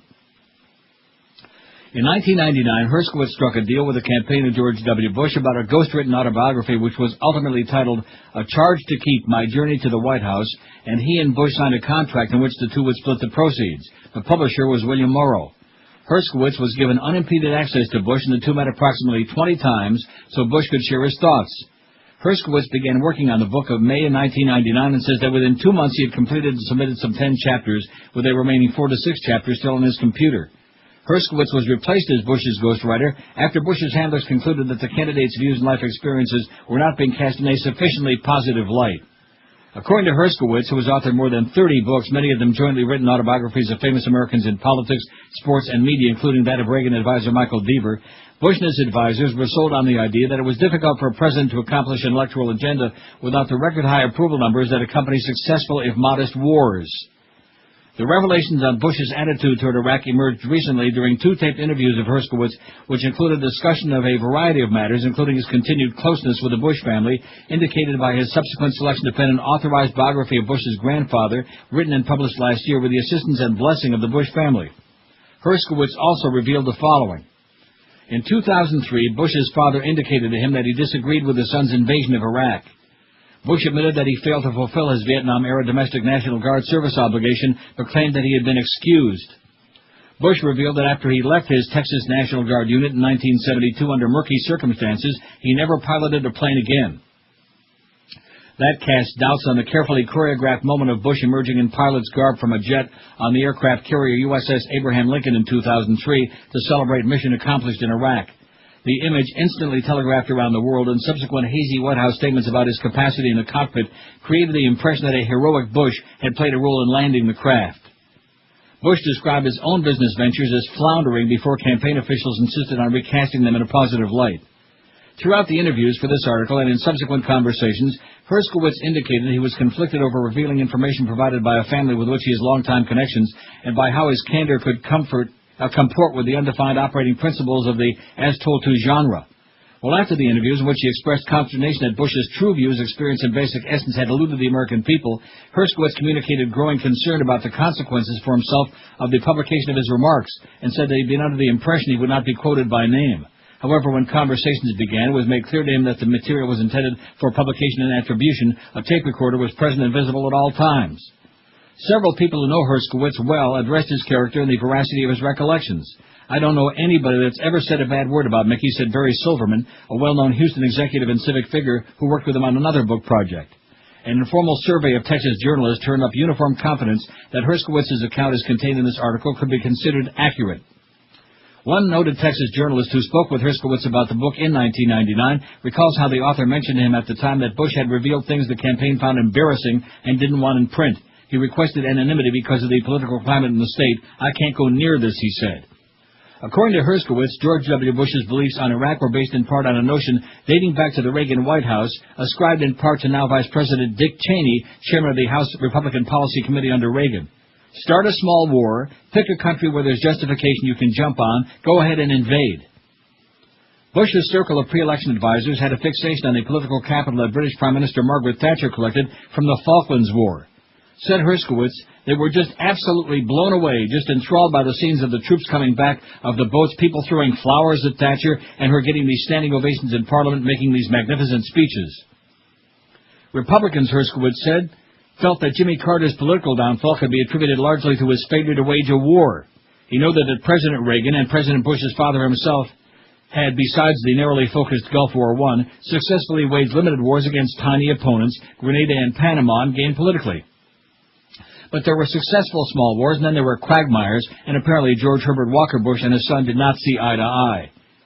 I know Bush Sr. would not admit this now, but he was opposed to it. I asked him if he had talked to W about invading Iraq. He said, no, I haven't and I won't, but Brent Scowcroft has. Brent would not have talked to him without the old man's okaying it. Scowcroft, National Security Advisor in the elder Bush's administration, penned a highly publicized warning to George W. Bush about the perils of an invasion in Iraq. Herskowitz's revelations are not the sole indicator of Bush's pre-election thinking on Iraq. In December 1999, some 6 months after his talks with Herskowitz, Bush surprised veteran political chroniclers, including the Boston Globe's David Nyhan, with his blunt pronouncements about Saddam at a six-way New Hampshire primary event that got little notice. It was a gas-free evening for the rookie frontrunner till he was asked about Saddam's weapons stash, wrote Nyhan. I'd take him out, Bush grinned cavalierly. Take out the weapons of mass destruction. I'm surprised he's still there, said Bush, of the despot who remained in power after losing Gulf War to Bush Jr.'s father. It remains to be seen if that offhand declaration of war was just Texas talk, a sort of locker room braggadocio, or whether it was Bush's first big clinker. The notion that President Bush held unrealistic or naive views about the consequences of war was further advanced recently by a Bush supporter, the evangelist Pat Robertson, who revealed that Bush had told him the Iraq invasion would yield no casualties. In addition, in recent days, high-ranking U.S. military officials have complained that the White House did not provide them with adequate resources for the task at hand. Herskowitz considers himself a friend of the Bush family and has been a guest at the family vacation home in Kennebunkport. In the late 1960s, Herskowitz, a longtime Houston Chronicle sports columnist, designated President Bush's father, then Congressman George H.W. Bush, to replace him as a guest columnist, and the two have remained close since then. Herskowitz was suspended briefly in April without pay for refusing material from one of his own columns about legendary UCLA basketball coach John Wooden. In 1999, when Herskowitz turned in his chapters for Charge to Keep, Bush's staff expressed displeasure, often over Herskowitz's use of language provided by Bush himself. In a chapter on the oil business, Herskowitz included Bush's own words to describe the Texans' unprofitable business ventures, writing, "The companies were floundering. I got a call from one of the campaign lawyers. He was kind of angry, and he said, 'You've got some wrong information.' I didn't bother to say, 'Well, you know where it came from.' The lawyer said, 'We don't consider that the governor struggled or floundered in the oil business. We considered him a successful oilman who started up at least 2 new businesses.' In the end, campaign officials decided not to go with Herskowitz's account and moreover demanded everything back. The lawyer called me and said, 'Delete it, shred it, just do it.' They took it, and Communications Director Karen Hughes rewrote it, he said. A campaign official arrived at his home 7 a.m. on a Monday morning, took his notes and computer files. However, Herskowitz, who's known for his memory of anecdotes from his long history in journalism and book publishing, says he's very confident about his recollections. According to Herskowitz, Bush was reluctant to discuss his time in the Texas Air National Guard, and inconsistent when he did so. Bush, he said, provided conflicting explanations of how he came to bypass a waiting list and obtain a coveted guard slot as a domestic alternative to being sent to Vietnam. Herskowitz also said that Bush told him after transferring from his Texas Guard unit, 2/3 of the way through his 6-year military obligation to work on an Alabama political campaign, he didn't attend any Alabama National Guard drills at all because he was excused. This directly contradicts his public statements that he participated in obligatory training with the Alabama National Guard.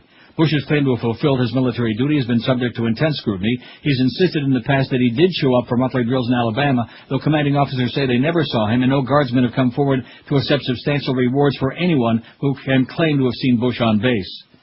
Herskowitz said he asked Bush if he ever flew a plane again after leaving the Texas Air National Guard in 1972, which was 2 years prior to his contractual obligation to fly jets was due to expire.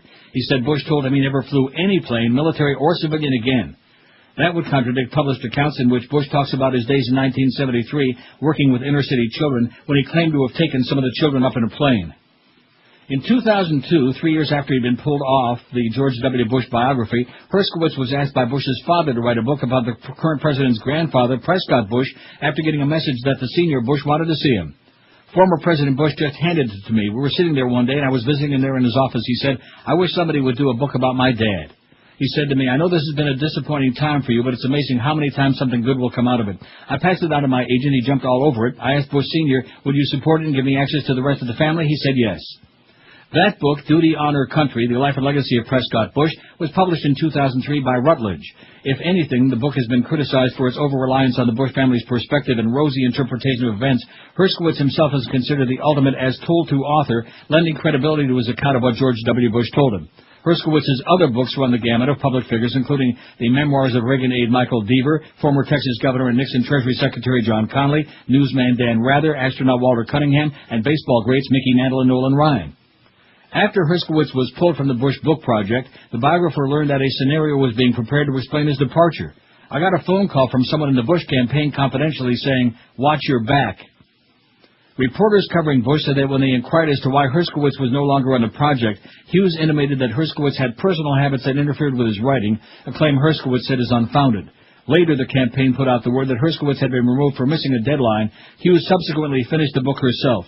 It received largely critical reviews for its self-serving quality and lack of spontaneity or introspection. So, said Herskowitz, the best material was left on the cutting room floor, including Bush's true feelings. He told me that as a leader, you can never admit to a mistake, Herskowitz said. That was one of the keys to being a leader. There you are. Well, I read that pretty good, considering how damn long it was. How do you like that? Didn't fumble at all. Planned on invading Iraq years before he was elected. You know, just do a small war. Just do like Grenada, Panama. Flex your muscle. There ain't going to be no soldiers killed. Human sacrifice over 1,100 Americans based on this dunderhead, okay? Based on his ego trip. Based on his stupidity. And, of course, the urgings of his neocon buddies. And his Vice President Dick Cheney, the one with the bull-dyke daughter who's leading our poll in a landslide. 27. Who else in South Florida would dream of offering something like this? Nobody. Also, Emerald Coast is serving lobster bisque, Jonah stone crab, roasted duck, and grilled. See you. Emerald Coast is no ordinary Asian buffet like so many of those others. The service is impeccable, and you'll walk out there, you'll waddle out full to the gills. 6 different kinds of fantastic soups. Dozens of delicious entrees like New York strip made to order, grilled salmon, hand-carved prime rib, their brand-new Thai special, these two. The buffet features a huge salad bar, a full Chinese food lineup, and their brand-new sushi bar. And because you deserve it, if you have room left at the end, if you're a real pig, a full dessert station, too, with Belgian waffles, pies, and cakes, pastries, ice cream, with all your favorite toppings, even fresh fruit. No MSG headaches because they cook everything with the best ingredients on earth. No MSG, no cornstarch, no crap. 3 Emerald Coast locations for you. They're in Sunrise, Sunny Isles, and Pembroke Pines, so be sure to take the whole family like this weekend, or book your next business luncheon right now. Takeout and delivery always available at the Emerald Coast, and they were voted #1 in town by Zagat Restaurant Reviews and WSVN News. South Florida's best Asian buffet is what they say. Call them at 974-572-3822. 954-572-3822, the world-famous Emerald Coast Chinese Buffet. The Howard Stern Show. Neil Rogers, mornings and middays. And sports around the clock. 560 QAM.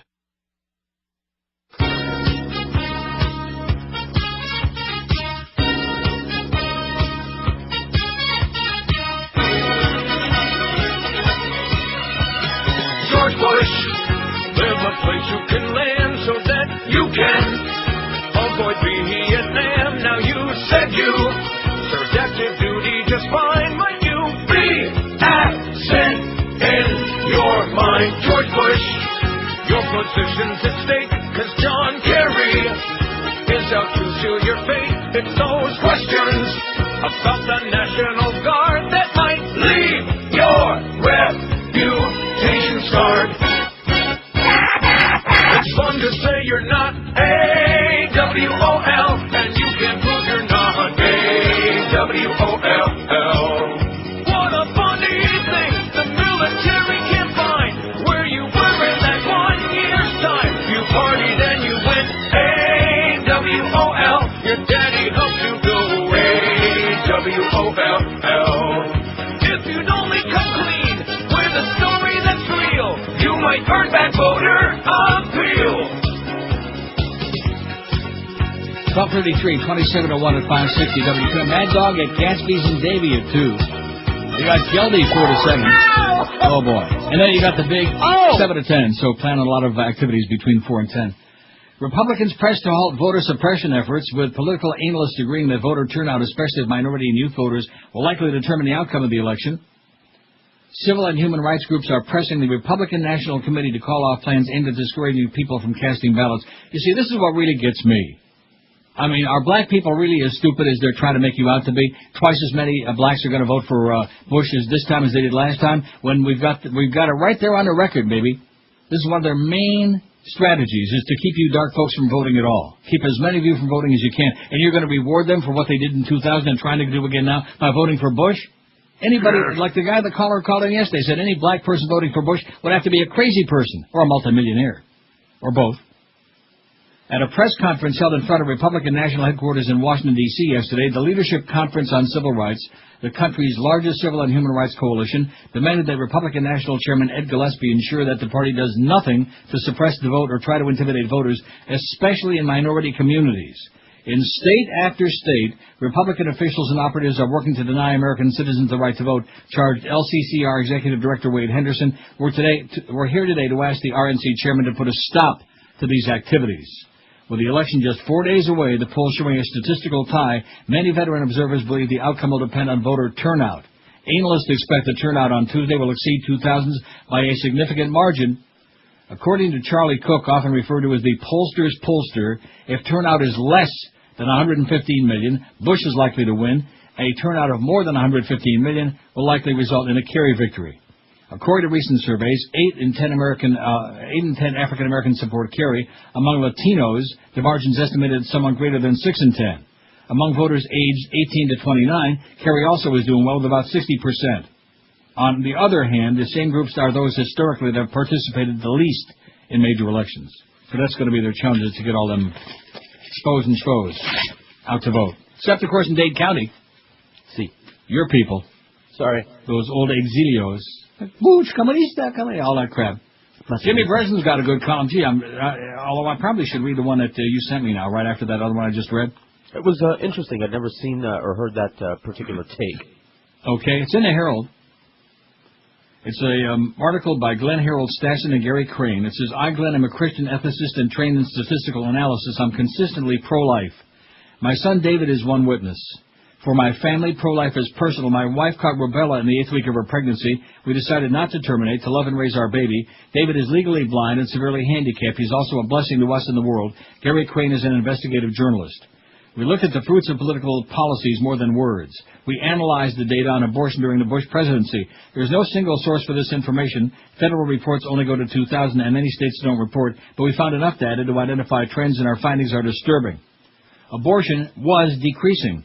When President Bush took office, the nation's abortion rates were at a 24-year low after a 17.4% decline during the 90s. This was a steady decrease, averaging 1.7% per year. Enter Bush in 2001. One would expect the abortion rate to continue its consistent course downward, if not plunge. Instead, the opposite happened. We found 4 states that have posted 3-year statistics. Kentucky's increased by 3.2% from 2000 to 2003. Michigan's abortion rate increased by 11.3% from 2000 to 2003. Pennsylvania's increased by 1.9% from 1999 to 2002. And Colorado rates skyrocketed 111%. We found 12 additional states that reported statistics for 2001 and 2. 8 states saw an increase in abortion rates, 14.6-point average increase, and 5 saw a decrease of only 4.3% average decrease. Under Bush, the decade-long trend of declining abortion rates appears to have reversed. Given the trends of the 1990s, 52,000 more abortions occurred in the U.S. in 2002 than would have been expected before the change in this direction. For anyone familiar with why most women have abortions, this should be no surprise. 2/3 of women who have abortions cite inability to afford a child as their primary reason. In the Bush presidency, unemployment rates increased half again. Not since Herbert Hoover had there been a net loss of jobs during a presidency until the current administration. Average real incomes decreased, and for 7 years the minimum wage hasn't been raised to match inflation. With less income, many prospective mothers fear another mouth to feed. Half of all women who abort say they don't have a reliable mate, and men who are jobless usually don't marry. In the 16 states, there were 16,000 plus fewer marriages than the year before, and 7,800 more abortions. As male unemployment increases, marriages fall and abortion rises. Women worry about health care for themselves and their children. Since 5.2 million more people have no health insurance now than before this presidency, with women of childbearing age overrepresented in those 5.2 million, abortion increases. My wife and I know, as does our son David, that doctors, nurses, hospitals, medical insurance, special schooling, and parental employment are crucial for a special child. David attended the Kentucky School for the Blind, as well as several schools for children with cerebral palsy and other disabilities. He was mainstreamed in public schools as well. We have 2 other sons and 5 grandchildren. We know that every parent and every child needs public and family support. What does this tell us? Economic policy and abortion are not separate issues. They form one moral imperative. Rhetoric is hollow, mere tinkling brass without health care, health insurance, jobs, child care, and a living wage. Pro-life indeed, not merely in word, means that we need a president who will do something about jobs and health insurance and support for prospective mothers. You're right, never saw that perspective before. It's a great article. And obviously that president ain't the one we got now. 20 till 1 at 560 WQM. All you racing fans out there, Pompano Park is now open 3 nights a week for live racing, every Wednesday, Friday, like tonight and Saturday. Live harness racing action and a great card room, too.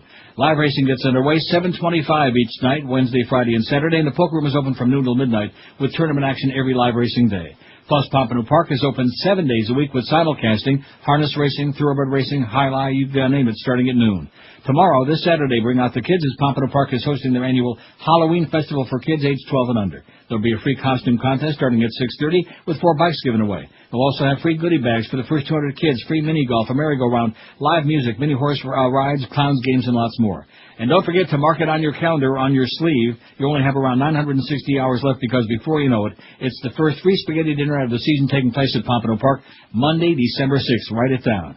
Pompano Park Racing and Poker, just a block south of Atlantic Boulevard on Powerline Road. For more information, call them at 954-972-2000 or check them on the Wicked Web, PompanoPark.com. Don't forget live racing now 3 nights a week, including tonight, Wednesday, Friday, and Saturday at Pompano Park. You're listening to Neil Rogers exclusively on 560 QAM.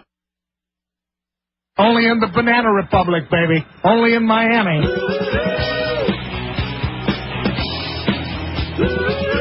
I'm dying over here. Absolutely. We're about 10 years too late. Yeah, back when things were great. Clinton was president. O.J. was innocent. But we could still see friends. And Beavis and Butthead barely had an internet. And there was no spam yet. Never heard about Bin Laden. Wall Street was always in the black. We still care about Madonna. And none about sneak attacks. And all that great music. Yeah, you could take your pick. Like it was sent from God. No cell phones, no ringtones, no iPod, play Oasis or Hootie. That Brandy was a cutie. There was Alanis Morissette and Julius Britt from Lila. The Pumpkins were smashing. The Beatles tried to catch him, but nothing quite feels right since 1995. 1995.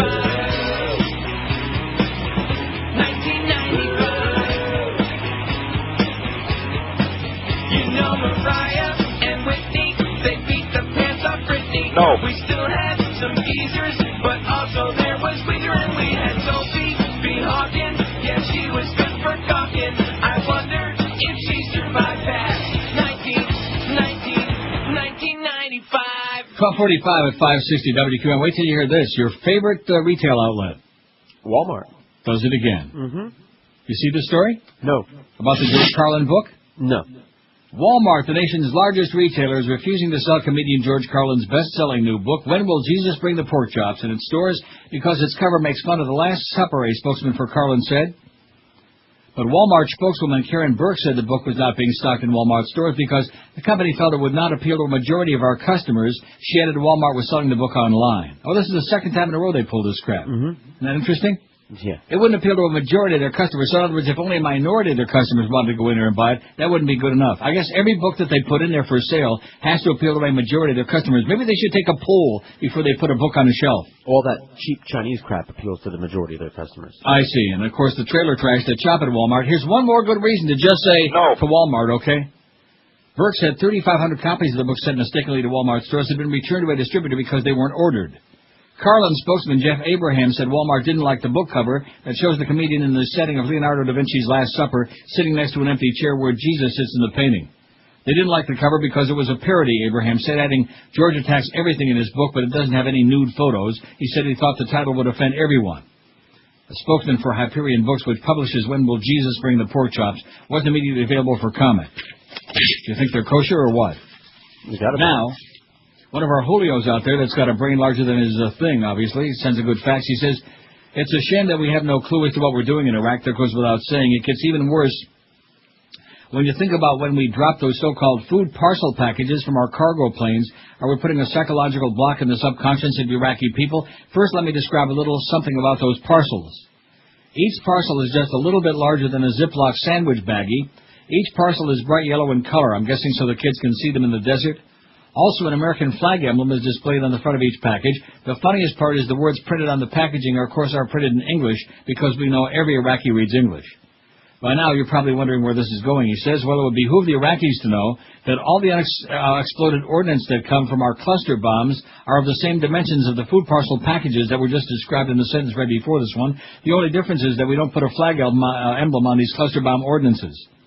I think the first step to winning the people over in Iraq would be to stop tricking them into thinking they're getting food dropped to them from airplanes just days, weeks, or months after we bombed the same location.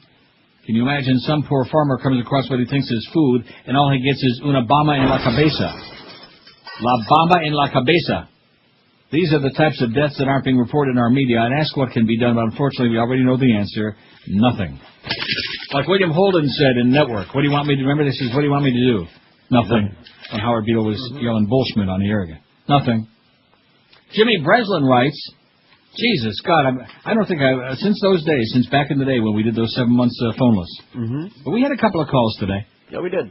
We put a couple of them on, and they were fine. They were good until that last one, and that proved that proved my thinking. Now, see, the only problem is if you're taking off Monday and Miguel's going to be there, he just hates all the reading and the story. And he can just sit there and dummy up and eat some... Or we could have him answer the phones. That would be a good idea, and tell the people that maybe I'm not taking calls again Monday. Yeah, let's see how often he changes his mind. Or how yeah, that's right. He might be singing a different tune, okay, besides La Cucaracha on Monday. Although, let's hand it to Miguel. He voted already or is voting for Kerry. That is scary. Somebody as one-dimensional as Miguel. Anyway, Jimmy Breslin in Newsday says the Bush problem stems from cells. Oh, yeah, you're like this.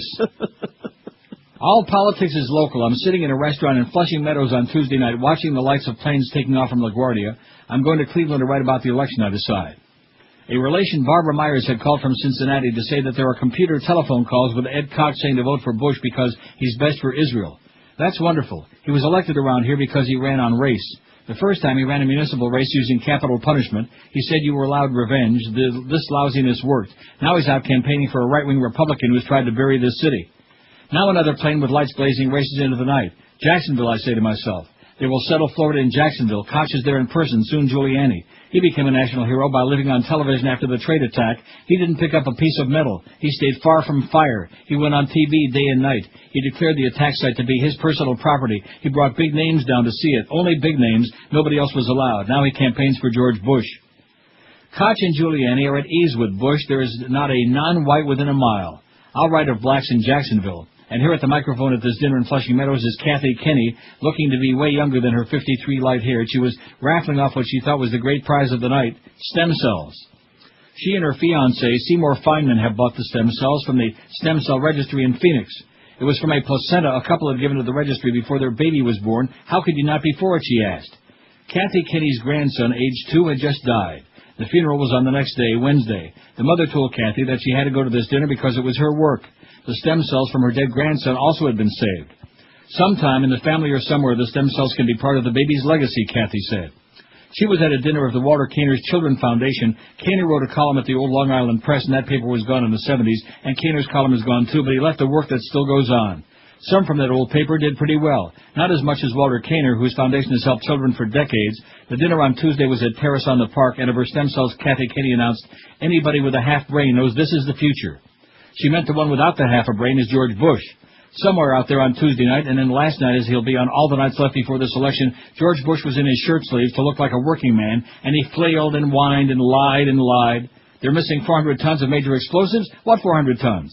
He's an embarrassment to the country. He cried out against stem cells because he said they're sinful. You're taking a life to perhaps save a life, he says. He sees armies of women having babies and then chopping them up like chickens for the stem cells. He's opposed to embryonic stem cells, which come from a fetus that's been fertilized in vitro.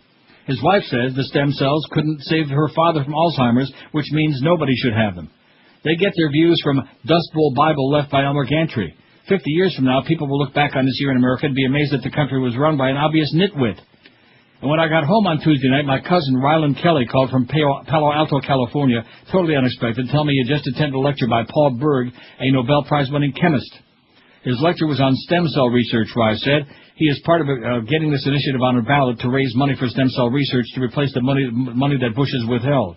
He said that they have 2 genes identified for breast cancer. He thinks some direct therapy can knock it out. Can you think of that? This is a man with a Nobel Prize telling you that the stem cell research can end breast cancer. I sat there with my mouth open to hear that after what all of us have been through. You listen to him. It's absolutely idiotic to oppose this. What can you possibly be thinking? The people in the audience had pads and pens. When he said that this could be used against diabetes, they were taking notes.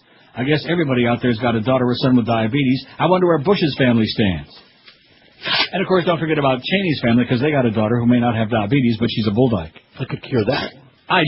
Maybe there you go. Maybe that can happen, too. Inject her with some straight stem cells. Right, that's correct. Some heterosexual stem cells for Mary Cheney. Oh! All right. How's that pool coming? Well, I'm telling you, this is a workout today, you know? For me, anyway. Other than George W. Bush, who's the most dangerous American today? I see he added Condoleezza on there. I wonder if she's doing Ann Coulter. You think? Ooh. Oh, man. I wonder if it tickles with that gap in her teeth. Whistles. 511 votes on the poll so far, the most dangerous beside the obvious one, the nitwit that Jimmy Breslin was just writing about. Dick Cheney, 227. That couldn't be the same Dick Cheney that's the vice president married to Lynn Cheney that wrote all them dyke novels in the early 80s and that they have a bulldog daughter together, could it? Dick Cheney, 227. John Ashcroft, 101. The beady-eyed one that's checking you out on our beaded curtain every day. Karl Rove, and we got the spelling right. Nice going, Eric. 58. Donald Rumsfeld, 40. Michael Powell, 23. Ralph Nader, 14. Tom DeLay, 13. Jeb Bush, 12. Rush Limbaugh, 11. Paul Wolfowitz, 10, with that lovely slick down hair. And Condoleezza's got a pair. That's what Ann Coulter says. I bet she's seen them, too. Boy. I think I'm going to do the break, because I got, let's see, 1, 2... I got a bunch. If we stayed on until midnight, I could never get through all of this crap, you know what? I'll save some for Monday. Oh, you're going to be reading again? Well, listen, the election's on Tuesday, okay?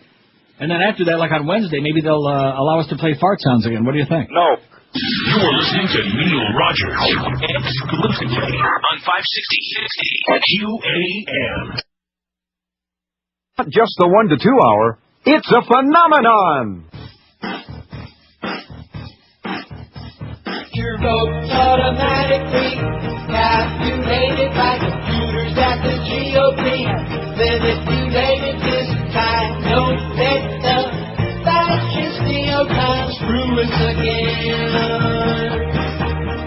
The brother governor that's running Florida, no doubt, got another plan to get your vote come this time. Don't let the fascist neocons screw us again. Let us in, the staffers in, clean white face and demand that you get in. Let us up, we don't live here. Let us in, clean white represent. Mendo's triangle bush wins short of good and Coulter's snuffles my loins with front of beer.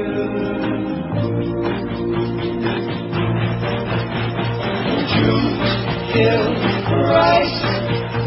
The Jews killed Christ. Bush is appointed by God. Back. When you get seen back, if you're darker than brown, then your vote will get thrown out. Back. Except for a hard vote, screaming claws in bags. Well, it won't matter who or what you vote like. It's rigged for Bush too. Win in a landslide this time. Don't let the fascist neocons screw us again. Let us in. My staff is in. 1 o'clock at 560 WQM. Mad Dog at Gatsby's and Davie at 2 this afternoon. Geldy for the Humper at 4.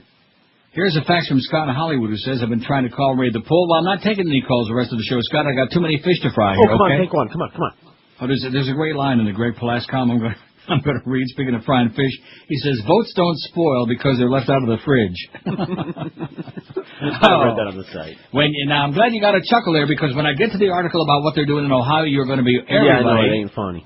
really pissed off and fired up, man. What's going on in Franklin County with their ultra-right-wing elections director there? With their stupid advisor of elections? Oh, man, what they are pulling makes what happened in Florida last time makes Teresa Lepore look like a rocket scientist. Anyway, Scott says you forgot to put on the list the most dangerous men, the right wing of the Supreme Court. Well, let's put, since he just got out of the hospital, they just released him only moments ago, Justice William Rehnquist on there, huh? Okay. Since he's certainly the... Or no, I'll tell you what, don't put him on there. Put Antonin Scalia. He's even more right wing, if that's possible. All righty. Okay, Antonin, Antonin, as opposed to Antony. You got it? Got it. Antonin Scalia. They won't even know who the hell it is. What am I? I'm just dreaming here. Anyway, Greg Palast writes, Florida's computers have already counted thousands of votes for George W. Bush. Before one vote was cast in early voting this week in Florida, the new touchscreen computer voting machines of Florida started out with a several thousand vote lead for Bush. That is, the mechanics of the new digital democracy boxes spoil votes at a predictably high rate in African-American precincts, effectively voiding enough votes cast for John Kerry in the tight race to keep the White House safe from the will of the voters again. To understand the fiasco in progress in Florida, we need to revisit the 2000 model, starting with a lesson from Dick Carlberg, acting election supervisor in Duval County until this week. Some voters are strange, Carlsberg told me recently. He was attempting to explain why in the last presidential election, 5,000 Duvalians trudged to the polls and having arrived there, voted for nobody for president.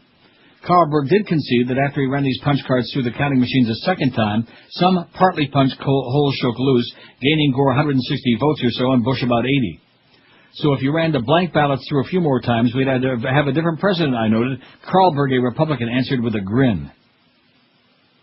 So it was throughout the state, in certain precincts at least. In Jacksonville, for example, in Duval Precinct 7 through 10, nearly 1 in 5 ballots, or 11,200 votes in all, went uncounted, rejected either as an undervote, a blank ballot, or an overvote, a ballot with extra markings. In those precincts, 72% of the residents are African American. Ballots that did make the count went 4-1 for Al Gore. All in all, a staggering 179,855 votes were spoiled, in other words, cast but not counted, in the 2000 election in Florida. Demographers from the U.S. Civil Rights Commission matched the ballots with census stats and estimated that 50% of all the under and overvoted ballots had been cast by blacks, for whom the likelihood of having a vote discarded exceeded that of a white voter by 900%. Oh, that ain't much. Votes don't spoil because they're left out of the fridge. Vote spoilage at root is a class problem. Just as poor and minority districts wind up with shoddy schools and shoddy hospitals, they're stuck with shoddy ballot machines. In Gadsden, the only black majority county in Florida, 1 in 8 votes spoiled in 2000, the worst countywide record in the state. Next door in Leon County, Tallahassee, which used the same paper ballot, the mostly white, wealthier county, lost almost no votes. The difference was that in mostly white Leon, each voting booth was equipped with its own optical scanner, with which voters could check their own ballots. In the black county, absent such second-chance equipment, any error would void a vote.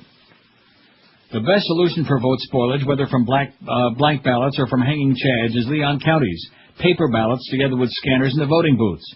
In fact, this is precisely what Governor Bush's own experts recommended in 2001 for the entire state. His Select Task Force on Election Procedures, appointed by the governor to soothe public distrust after the 2000 race, chose paper ballots with scanners over the trendier option, the touchscreen computers.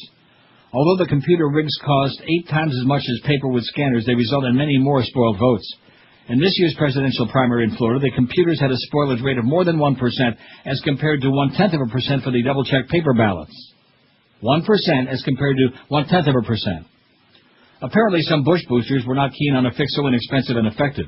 In particular, Sandra Mortham, a founder of Women for Jeb Bush, the governor's re-election operation, successfully lobbied on behalf of the Florida Association of Counties to stop the state legislature from blocking the purchase of touchscreen voting systems.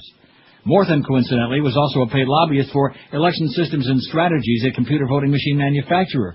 15 of Florida's 67 counties chose the price of computers. 12 of them ordered from ES&S, which in turn paid Mortham's County Association a percentage on sales. Oh, man. Florida's computerization had its first mass test in 2002 in Broward County. The ES&S machines appeared to work well in white Fort Lauderdale precincts, but in black communities such as Lauderhill and Pompano Beach, there was wholesale disaster. Poll workers were untrained, and many places opened late. Black voters were held up in lines for hours. No one doubts that hundreds of black votes were lost before they were cast.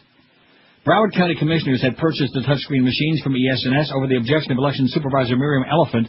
Notably, one commissioner's campaign treasurer was an ES&S lobbyist.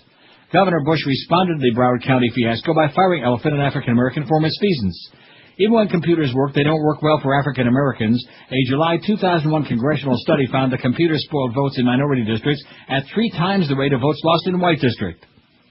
Based on the measure differential in vote loss between paper and computer systems, the 15 counties in Florida can expect to lose at least 29,000 votes to spoilage, some 27,000 more than if the counties had used paper ballots with scanners. Given the demographics of spoilage, this translates into a net lead of thousands for Bush before a single ballot is even cast. That'll get you a little depressed. Maybe they should keep them in a mayonnaise jar. And pissed off. Now, let me do the promos here, okay? Okay. One last time. Because I want to get into the Paul Krugman column. I mean, I realize I'm farting into a windstorm here, and maybe one person out of every 1,000 out there really gives a crap about any of this, but you know what? Who cares? You have to at least try to make a little teeny tiny difference. I'm giving it my best shot. You know what I'm saying? Give it our best shot. Don't forget, look for the QAM van today from 4:30 to 6:30 at Stogie Cigars, 117th and Kendall Drive. Stop by to spin that ugly wheel and maybe win one of those crappy prizes. But you can enjoy some delicious free food if you get there early from Atlantic City Subs. And George has got 2 big deals tomorrow. Join Old George tomorrow noon to 2 at South Motors Infinity at 16915 South, whoever it is, South Dixie Highway, Miami. Stop by to win some more of that crap and enjoy more free food from Atlantic City Subs, the best. And then from 3 to 5, George, you'll zip over to QM van at Bill Seidel's Boulevard on Saving. Oh, you're in the van? I thought you were like inside. No, we'll be inside. Oh. Well, just look for the QM van and then go inside. That's where you'll find George, 3 to 5. Bill Seidel's Boulevard of Savings on Northwest 36th Street, just west of 27th Avenue. Stop by for whatever prizes we got left. That's ought to really be the dregs, but more really great sandwiches from Atlantic City Subs. You're listening to Neil Rogers. Correct. On 560 QAM. Friday, you bastard. Absolutely.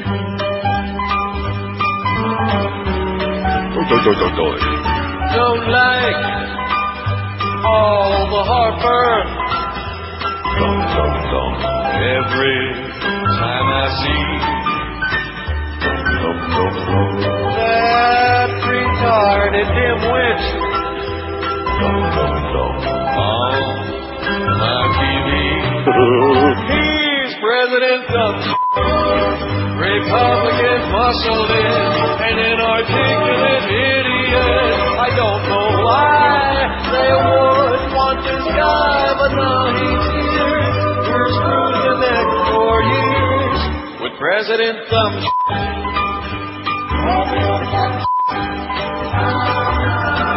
Oh, what I did to count votes once more and get who we all voted for. Why did you want this? Lips drumming, stupid heat. This drunk and rich kid. He's even dumber than me. He's President Trump. You don't care what it took. You got him in by hook or crook. The Christian right knows what's best. You and I, but have no fear. We've got a great leader here with President Trump. President Trump. 114 at 560 WQAM. Paul Krugman, who writes a great column in the New York Times, writes, it's not just Al-Qaeda. Although I'll tell you one thing, it sure sounds like a lot of caca to me. Wait till I get next to that story about 12 ways that they're stealing the Ohio vote. Okay. A lot of people are going to be very angry, and they're going to say it sounds like Desi Wu all over again. But anyway, Paul Krugman writes in the Times today, just in case the right is already explaining away President Bush's defeat. It's all the fault of the liberal media, especially the New York Times, which, so the conspiracy theory goes, deliberately timed its report on the looted Al-Qaeda explosives, a report all the more dastardly because it was true, for the week before the election. It's remarkable that the right-wingers who dominate cable news and talk radio are still complaining about a liberal stranglehold over the media, but that absurdity aside, they're missing a crucial point. Al-Qaeda is hardly the only tale of incompetence and mendacity to break to the surface in the last few days. Here's a quick look at some of the others. Letting Osama get away. Just before the story about Al-Qaeda broke, the Bush-Cheney campaign was frantically trying to debunk John Kerry's statement that Mr. Bush let Osama bin Laden get away when he was cornered at Tora Bora. That getaway, Mr. Kerry asserts, was possible because the administration outsourced the job of closing off escape routes to local Afghan warlords. In response, General Tommy Franks claimed that we don't know that Osama was at Tora Bora, and anyway, we didn't outsource the work of catching him. Dick Cheney called Mr. Kerry's claims absolute garbage, but multiple reports from 2001 and early 2002 confirm Mr. Kerry's version. As Peter Bergen, a terrorism expert, writes, Mr. Kerry's charge is an accurate reflection of the historical record. Letting Zarqawi get away. On Monday, the Wall Street Journal confirmed an earlier report that in 2002, the military drew up plans for a strike on the base of the terrorist leader, Abu Musab al-Zarqawi, in an area of Iraq not under Saddam's control. But civilian officials vetoed the attack, probably because they thought it might undermine political support for the war against Saddam. So Mr. Zarqawi, like Osama, was given the chance to kill another day. The situation in Iraq. Dick Cheney is telling supporters that Iraq is a remarkable success story, but the news from Iraq just keeps getting worse. After 49 Iraqi National Guard recruits were killed execution-style, even Ayad Alawi, the Iraqi prime minister, who usually acts as a de facto spokesman for the Bush-Cheney campaign, accused coalition forces of gross negligence. It's now clear that the insurgency is much larger than U.S. officials initially acknowledged, and that Iraqi security forces have been heavily infiltrated. $70 billion more. Earlier this week, the Washington Post reported that administration officials were planning to seek an additional $70 billion for Iraq and Afghanistan after the election. Whatever the precise number, it's long been obvious to knowledgeable observers that this was coming, but the news will come as a shock to many people who still don't realize how deep a quagmire Mr. Bush has gotten us into. All of these stories would be getting more play right now if it were not for the Al-Qaeda mess. Still, one can understand why the right is so upset. After all, Al-Qaeda illustrates in a particularly graphic way the failures of Mr. Bush's national security leadership. U.S. soldiers passed through Al-Qaeda, a crucial munitions dump, but were never told that it was important to secure the site. If administration officials objected they couldn't have spared enough troops to guard the site, they're admitting that they went in without enough troops. And the fact that those explosives fell into unknown hands is a perfect example of how the Iraq War has worsened the terrorist threat. The story of Al-Qaeda has brought out the worst in campaign dedicated to the proposition that the president is infallible and that it's always someone else's fault when things go wrong. Here's what Rudy Giuliani said yesterday. No matter how you try to blame it on the president, the actual responsibility for it really would be for the troops that were there. Did they search carefully enough? Support the troops. But worst of all, from the right's point of view, Al-Qaeda has disrupted the campaign's media strategy. Karl Rove clearly planned to turn the final days of the campaign into a series of global test moments, taking something Mr. Kerry said and distorting its meaning, then generating pseudo-controversies that dominate the airwaves. Instead, the news media have spent the last few days discussing substance, and that's very bad news for Mr. Bush. Bad news for the Bushmeister. They have to pass that global test. Global test. I wonder if Bush could pass the global test. I don't think there's any, even the weekly reader test, I don't think he could pass. You think? No. I don't think so. GED? And I wonder also if he had, when he was reading My Pet Goat to them little kids in Sarasota on 9/11, I wonder if there was a bulge in his suit jacket on that day. Because certainly, Obviously not, because they had to walk over to talk to him. No, but that was different. I'm talking about just the somebody who was reading. Oh, what? That was a different message. America's under attack. Anyway, this is going to make you barf. Bob Petrakis and Harvey Wasserman write in the Columbus Free Press, 12 ways Bush is stealing the Ohio vote. The Republican November surprise to steal the 2004 election is in full force here in Ohio, with polls showing a dead heat. The GOP is staging an all-out attack on a fair vote count in the Buckeye State. Here are a dozen ways they're doing it. Under an archaic Ohio law, both the Republican and Democratic parties, or any slate of 5 candidates, may embed official election challengers inside polling places. The New York Times reported October 23rd that the Republican Party intends to place thousands of lawyers and other GOP faithfuls inside the polls to challenge voters. Republican insiders confide here that the key goal is to jam lines and frustrate new voters. The GOP apparently figures many voters in key Democratic precincts won't wait in line more than 15 minutes to vote. This is certain to be a major tactic in Cleveland's Cuyahoga County and other Democratic strongholds. The GOP is not planning to challenge voters in Republican districts. The Republican Party has sent letters challenging thousands of Franklin County students who are registered to vote absentee. Franklin County is home to Columbus, the state's largest city and its capital. Though it is also home to Ohio State University, thousands of local students go to schools outside the county or state. The GOP apparently doesn't want their votes counted. This unprecedented mass challenge has prompted the Franklin County Board of Elections, whose director is a conservative Republican, to reserve the large Veterans Memorial Auditorium downtown to process the challenges this Thursday as John Kerry comes to town with Bruce Springsteen. That was yesterday. The county has told thousands of students that if they don't appear in Columbus to answer the GOP challenges, they may lose their right to vote. The Franklin County Board of Elections has called or written an undetermined number of voters who obtained absentee ballots challenging their addresses. In at least one case, after a series of angry phone calls, the board admitted there was nothing wrong with the address in question and reinstated voting rights. The voter in question was a registered Democrat. His wife, an independent at the same address, was not challenged. It's unclear how many others have been wrongly knocked out. Now here's the part that how can this go on? Even if they're counted, Franklin County's absentee ballot forms are rigged in ways strikingly reminiscent of those in Florida in 2000. On many absentee forms, Kerry is listed third on the list of presidential candidates, but the actual number you punch for Kerry is 4. If you punch 3, you've just voted for Bush. Sound familiar? Uh-huh. Franklin County's right-wing elections director is insisting on e-voting machines which have malfunctioned in at least 2 congressional elections and which have no paper trail. The November issues of Popular Science and Popular Mechanics magazine ran the following headlines on their covers, respectively: E-vote emergency, and you thought dimple chads were bad, and could hackers tilt the election? Vigorous protests against the paperless machines have been staged here, but many will be used, rendering a meaningful recount impossible. In 4 other Ohio counties, the notorious Diebold Company, whose CEO Wally Odell is pledged to deliver Ohio's votes to Bush, will provide the e-voting machines to count votes without any paper trail while using proprietary secret software. Odell lives in the wealthy Columbus suburb of Upper Arlington and is a major Bush donor.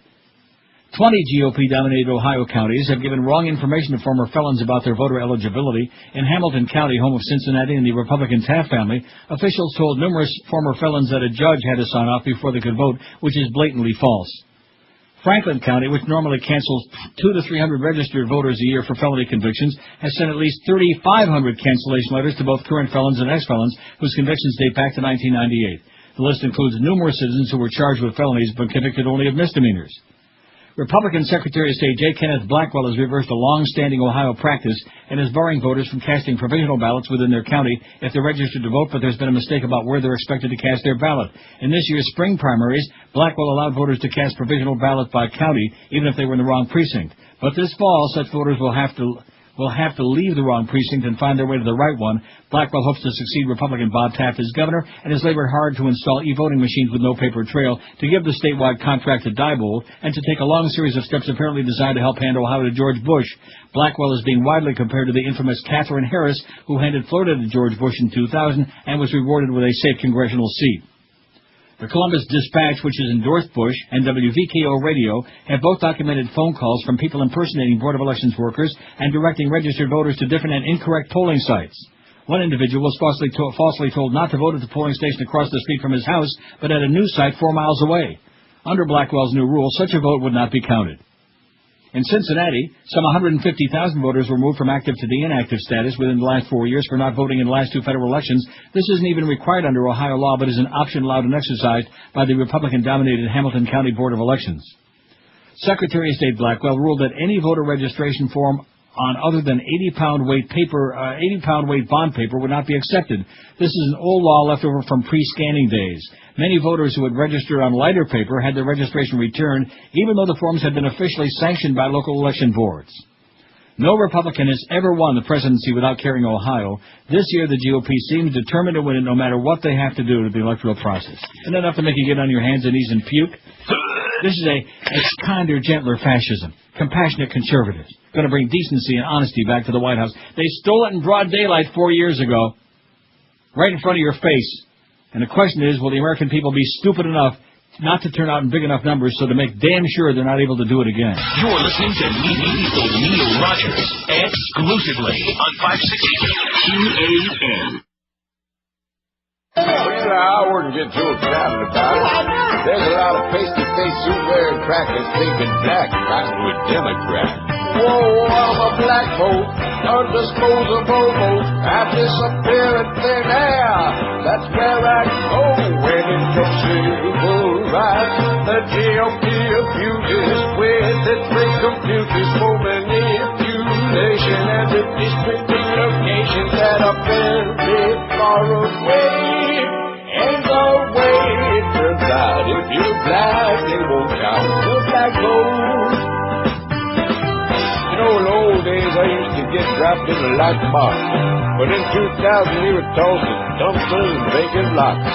Now they got computers that'll save all that trouble by just not recording the vote in the first place. Is there anything we can do? Man, I've been trying to warn everybody the last 4 years. Oh, some have tried to make a difference. But public appetite prevailed, and they waited till the last minute. Afraid it's too late now. Oh, I'm a black boat, who I for you'll never know. I'll just be erased, flush down the toilet hole. This time don't be surprised if they take it to the street. When the fascist cracker has its neo-convene. Weasel and cheat, they try to take the civil rights away. In the dark neighborhood where your vote ain't no good. I'm a black boat. 1:30 at 560 WQM. Speaking of that, the Internal Revenue Service is reviewing the tax-exempt status of the nation's oldest civil rights organization, saying criticism of President Bush at the NAACP's National Convention in July may have violated rules against partisan activity. Really? What about all those churches? In a letter dated October 8th, the IRS said it received information that NAACP Chairman Julian Bond condemned the administration policies of George W. Bush on education, the economy, and the war in Iraq in a July 11 speech. The IRS asked to authorize Bond's speech and sought an accounting of all expenses for the Philadelphia Convention. Bond called the investigation a political move meant to deter the NAACP from its traditional role of registering and turning out black voters on Election Day, something he said has not been called into question over decades of such activity. We intend to fight this with every resource we have, Bond be saying. The IRS doesn't disclose its investigations, but the NAACP scheduled a news conference for today on the subject. Asked why he waited 3 weeks to announce the probe 5 days before the election, Bond said he's had to first inform his board of directors about the action. IRS Commissioner Mark Everson said in a statement that he can't comment on any particular case and denied that politics is involved in the agency's enforcement decision. Well, of course not. Any suggestion that the IRS has tilted its audit activities for political purposes is repugnant and groundless, he said. Bond began his speech at the July convention by saying, "The race is on, the gloves are off, we're in a fight for our lives, and we're here to commit to winning it. You go, Julian." He went on to criticize the president's policies on education, civil rights, and the Iraq War, and noted that the Democratic presidential candidate, John Kerry, had accepted the group's invitation to speak while Bush had declined. The differences between the candidates this year are neither incremental nor inconsequential, he said. Tax law prohibits charities organized under Section 501c3 from taking sides in political campaigns. The law restricts these organizations because donations are tax deductible for the donor and in effect are subsidized by the government. Francis Hill, an authority on nonprofit groups at the University of Miami Law School, called it amazing that the IRS would audit a group based on a public speech. Usually you look for some activity other than disagreeing with policies, she said. How do you like that as the fascist movement continues? Here are those damn boots, baby. Here they are. Now, can I change the subject for just one moment? Because I thought this was kind of an interesting story. Okay. Dublin, Ireland. They're doubling their pleasure. At least those priests are. Doubling over.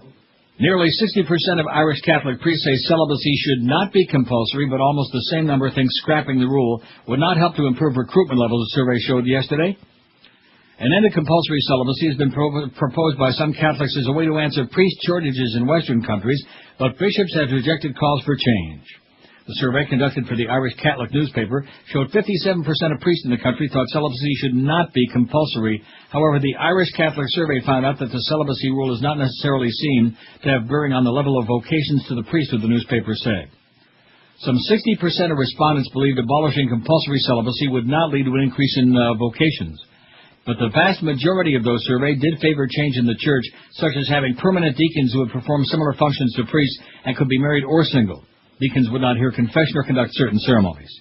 Of those surveyed, 59% were over the age of 55, highlighting one of the biggest problems facing the Catholic clergy over the next decade. All right. A sharp fall in its ranks as aging priests die or retire, or maybe go to jail. The clergy shortage and scandals of priests sexually abusing children or having children out of wedlock have spurred calls to reform the celibacy rule, but the Church's hierarchy has staunchly defended a tradition that dates from at least the 12th century. In March, Switzerland's Catholic bishops refused to break ranks with the Vatican and launch far-reaching reforms. In the U.S., priests began writing letters last year urging an end to celibacy, but their bishops rejected the suggestion. Some 1,300 priests responded to the Irish Catholic survey. Ireland has nearly 3,000 priests, and around 90% of the country's population are Catholics, which is why they keep beating up on Protestants and chasing them with bricks and stones and rocks and sticks, stuff like that. Bricks and sticks. Oh, speaking of the good old-time religion... Yeah. Well, I can't believe that I've been rambling and rambling. How the hell am I doing this? Huh? Don't stop now. It's I'm not. I'm not good. We're almost out of time. Good. Arianna Huffington writes, faith abuse when God becomes a campaign ploy. She says, this is my last column before Election Day. With less than a week to go, I plan on doing everything in my power to defeat George W. Bush. Need a ride to the polls? Then I'm going to get down on my knees and pray to a higher power. As someone for whom faith is incredibly important and who regularly prays for all the people and things that matter to me, I'm hopeful that God is as appalled as I am with the way his name is constantly being taken in vain on the Bush campaign trail, and with how the president's abusing his faith to justify himself and the world his disastrous policies. Lord knows there's a very long list of things to be angry with Bush about, but this one has moved to the top of my personal hit parade because, as Catholic theologians teach us, the corruption of the best is the worst. Got it? The corruption of the best is the worst. And George W. is truly corrupting faith and dragging it into the political gutter in two fundamental ways. First, he's using it as a spiritual inoculation against uncertainty and complexity. Ron Suskind's recent piece in New York Times Magazine painted a chilling portrait of a presidency in which thoughtful analysis and moral questioning have been replaced by God-given certainty and where facts and open debate have become anathema. Suskind reveals a president who uses his faith to numb himself against reality. It anesthetizes him in the same way a stiff drink, 20 stiff drinks used to, and allows him to drown out the voices of doubt. Yet great thinkers throughout history have extolled the virtues of doubt. As Paul Tillich put it, doubt isn't the opposite of faith, it's an element of faith. But not in the Bush White House, where doubters are treated as traitors, and inconvenient facts are the work of the devil, because facts can lead to questioning, and questioning undermines faith, and that would be blasphemy in an Oval Office where unbending resolve has become a holy sacrament. No wonder Bush is unwilling to admit to even a single mistake. The second way the president's corrupting his faith is by using it as a marketing tool designed to garner support among the over 60 million Americans who identify themselves as evangelical, especially the 4 million born-again voters who stayed home in 2000. Nowhere is this blending of church and campaign more evident than in George W. Bush, Faith in the White House, a DVD being distributed to tens of thousands of America's churches. Although not officially the work of the Bush-Cheney campaign, it obviously has its approval, and indeed was screened at a party for Christian conservatives hosted by the campaign at the GOP convention in New York. In the documentary, President Bush is presented as a man with the moral clarity of an old-fashioned biblical prophet, and is shown sharing a beatific split screen with the Son of God himself. So in 2004, Jesus is not only the president's favorite philosopher, but he's his surrogate running mate. I'm surprised we haven't seen any Bush Christ 2004 bumper stickers yet. It would make for a heck of an October surprise. All this pious posturing is also being used as a cudgel with which to attack John Kerry, portraying him as a sorry second in the faith sweepstakes. Forget that Mr. Kerry carries a Bible and rosary with him on the campaign trail, used to be an altar boy, and has said, my faith affects everything I do. The Bushes have made it seem as if they're running against Joe Pagan. Just check out the Kerry Wrong for Catholics page on the official Bush-Cheney campaign website. What's next? Attack ads from altar boys for truth, claiming that Kerry never actually swallowed the body of Christ during communion? What the president calls faith is actually nothing of the sort. It's a fanaticism, pure and simple. The defining trait of the fanatic is an utter refusal to allow anything as piddling as evidence to get in the way of an unshakable belief. This zealot's mindset is what allows President Bush to take in the death and destruction in Iraq and see them as freedom on the march. And it's also what allows Abu Zarqawi and his followers to coldly put a bullet in the back of the head of 4 dozen unarmed Iraqi army recruits because they're apostates. Either you're with us or you're against us plainly cuts both ways. This is why George W. Bush is so clear-eyed about Al-Qaeda and the Islamic fundamentalist enemy, explained Bruce Bartlett, a domestic policy advisor to Reagan and Bush 41. He understands them because he's just like them. I pray that every American of real faith keeps this in mind when stepping into the voting booth on Election Day, writes Ariana Huffington. You go, girl, heathen. You go, girl, right. That thing about Bush and Jesus reminds me of that thing that you had on that you emailed me this morning. Jesus Christ! Yeah. That'll be up. The two videos are up. Are they? Yeah. Videos are up. We got all kinds of good stuff for you on the website, including Bush using the F word and sticking his finger up. He's just funning around. He's a good old boy and a good Christian that would never do anything like that anyway, right? Right. That must have been during his indiscriminate youth. No, it was as president sitting in the Oval Orifice. Oh yeah. Just like Dick Cheney, that must have been in his indiscriminate youth, too, when he used the F word to Pat Leahy in the Senate, right? We're allowed to do that. You're not. That wasn't Dick Cheney. That's the vice president and son of that bulldog daughter, is it? She's her gay. 21 till 2 at 560 WQM. It's the end of the month, and now's the time to save like never before at Armstrong Florida Homestead. They must clear out all the remaining 04s to make room for the 2005s. You'll save like never before on all remaining 04s in stock ready for immediate delivery. And all the 05s are in and ready to roll out. Plus, for a limited time only, get 0% financing on any of the following: Explorers, Escapes, Focuses, Tauruses, and Mustangs. Certain restrictions apply. The lots at Armstrong Florida Homestead are jammed in with more 05s arriving each and every day. They're cutting prices like crazy, and you're going to save big. Armstrong Ford offers more value to you, too, because when you buy your Ford at Armstrong Ford, you'll get their exclusive tires and batteries for life program. That's right, tires and batteries for life. So if you've been jonesing for a new car, but you've been putting it off, wait no more, because David Rich and the gang at Armstrong Ford Homestead will guarantee you the best price. And don't forget, because they're locally owned and operated, they want to treat you just like family and make you a long-time customer. You won't get a better deal on a Ford nowhere in town, no how. No bait and switch, no phony deals, just the lowest prices going anywhere. Armstrong Ford Homestead, you'll find them at 30725 South Dixie Highway, just 20 minutes south of the 836. Check them out at Wicked Web, ArmstrongCars.com, and then drive a little and save thousands on that new Ford at Armstrong Ford of Homestead. You're listening to Neil Rogers exclusively on 560 EAM. Bush. You replace the torture at Hussein Apple Bread with a better way to rape and torture instead. Conquering Iraq because we hate them for something that we know they did not do. Bush-Obama Nazi occupation. Now we're all screwed. Absolutely. Cannons, Kopinski, let them freedom ring, and fly electrified barbed wire to their thing. Take those naked inmates, stack them in a pile. Here's a Kodak moment to say cheese and smile. We'll mercy and all that's rape and torture. Investing no atrocities nor bombs. Like Nuremberg, you only follow orders. Look what we've become. Janis Kopinski, Nelly Fatbull died. Locked in her black rubber on a Saturday night. Oh!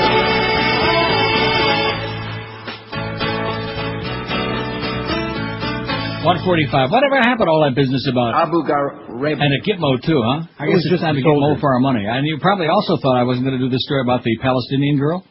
Oh, whatever. I didn't. Wrong. I forgot all about it. Well, I had such a big pile, man. When you got big piles, it's in my pile, and here it is. The Israeli army has opened an investigation into claims by soldiers that their commander fired multiple shots at a Palestinian girl who had already been gunned down in Gaza, says military radio in Jerusalem. 13-year-old Ayman al-Hams was first gunned down by soldiers posted in a nearby observation tower in the southern Gaza Strip last week, as they suspected she was carrying explosives in her satchel. The commander then shot the girl several times, the fellow soldier said. Her body was riddled with 20 bullets, including 5 in the head. Dr. Ali Musa from Rafah Hospital told AFP October 5. One soldier who spoke on condition of anonymity, of course, because it wouldn't be kosher to give his name out, said al-Hams, who was on her way to school. She was on her way to school, had walked toward the armored position at the time of the incident. Soldiers fired in her direction thinking she was carrying una bomba. She ran away, but she was hit and fell to the ground, he said. The Army then acknowledged that the girl's satchel contained no explosives. She was carrying like all kids carry when they go to school, like with books and crayons and stuff. Our officer approached her and shot 2 bullets into her head. He also set his weapon on automatic mode and emptied out the magazine on the lifeless body, the soldier told military radio. We told him to stop, but he carried on. The scene broke our heart because taking it out on a young girl in that way stains us all, he added. Army Chief of Staff Moshe Ya'alon said soldiers had justified firing at the girl, whom they suspected of lying to distract their attention and lead them away from the tower to give way for Palestinian snipers to shoot them. Oh, the nerve of her. Yeah, she's got some nerve to be going to school with a satchel, baby. Paige. Remember Satchel Paige? Who? Of course not. What the hell do you know about stuff like that? And you're a buddy there, too. Remember Satchel Paige, Josh? Yes, I do. There you go. See, Josh knows a little bit, not much. You know Satchel Paige, when he remembers him when he pitched in the Negro Leagues. Anyway, yeah, better hurry up. Dave Lindorf writes, Bulgegate, Bush's latest lie about what he wore to the debates. You see, the Bush people out there, the disciples, it's like anything else when you deal with religious fanatics, like those Orthodox Jews with their neat beanies. You're not going to confuse them with the facts. Oh, he's so good for Israel. They were quelling from it. Yeah, it doesn't make any difference the fact that he's a compulsive liar and that he already talked years ago about, winning a small war. Going to go in there, going to be a piece of cake. He really believed that. Haven't people read the Paul O'Neill book? No. What about Dick Clark? No. An American Bandstand? Anyway, Dave Lindorf in Counterpunch writes, okay, tell me the truth. Does anyone think that millionaire preppy George W. Bush has a badly tailored shirt or a badly tailored suit in his wardrobe? The question is important because that's the lame excuse that Bush and Karl Rove have come up with to try and quiet the media buzz about the bulge under his jacket during those 3 presidential debates. After behaving like total cowards for the past 2 weeks, the White House press corps finally squeaked. In an interview with Bush, ABC's Good Morning reporter Charlie Gibson finally showed the guts to ask the president what the bulge in his jacket was. Bush's response was to laugh and to try to play dumb, something he does convincingly. I don't know what that is. I'm embarrassed to say it's a poorly tailored shirt, he said. Okay, before the Bush campaign in the White House, we're saying it was a poorly tailored jacket. Now the man in question says it was the shirt. Are we supposed to believe that the president wore the same shirt for all 3 debates? He changed his jacket, he changed his tie, but he kept the shirt, and a badly fitting one at that? Gibson, while showing more courage than his media colleagues in posing the question at all, didn't bulldog it, he let it go, limiting his question to the bulge seen in the first debate. Clearly, the follow-up question should have been, if you knew you had a badly tailored shirt that was causing this controversial bulge, why did you wear the same shirt in debate number 2 and then again in debate number 3? Gibson also clearly didn't look at the White House website, where there was a 2002 photo showing the same bulge underneath the T-shirt Bush was wearing while driving a pickup on his ranch. That was clearly not the same shirt he was wearing in any of the debates. So now we know, if we didn't know it already, the White House is lying. They're getting away with it because, except for Gibson, nobody in the mainstream press that tags around after the president is pressing him on it, much less investigating the matter more aggressively by trying to get sources from inside the president's camp to come forward. They're getting away with it because, as one reporter who's contacted friends in many of the major news outlets has been told, the mainstream press won't go after this story because the Kerry camp has not made it an issue. Get that. The media can't go after a story about a candidate unless the other candidate makes it an issue. Now there's a wimpy new answer to the question, what is news? Fortunately, the American public is smarter than this. If they think that the president's dodge is ridiculous, it provides an opening for humor, and that's where the story is now showing up on Jay Leno, David Letterman, and most powerfully in Gary Trudeau's Doonesbury strip.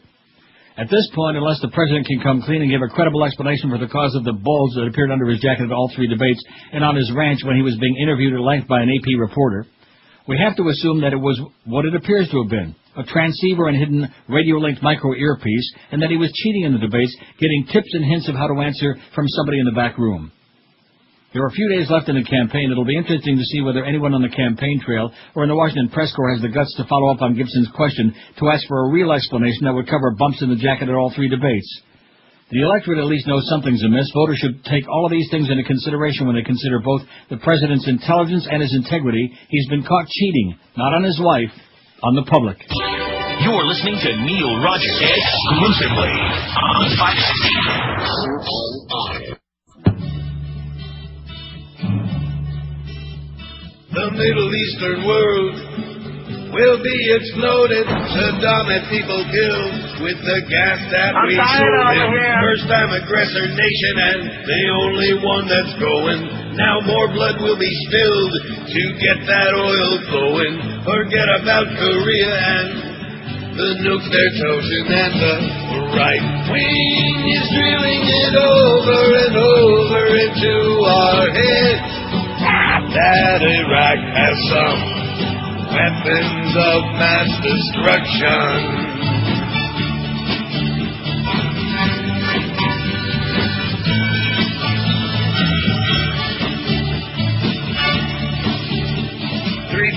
People killed are not forgotten. Let's exploit them instead.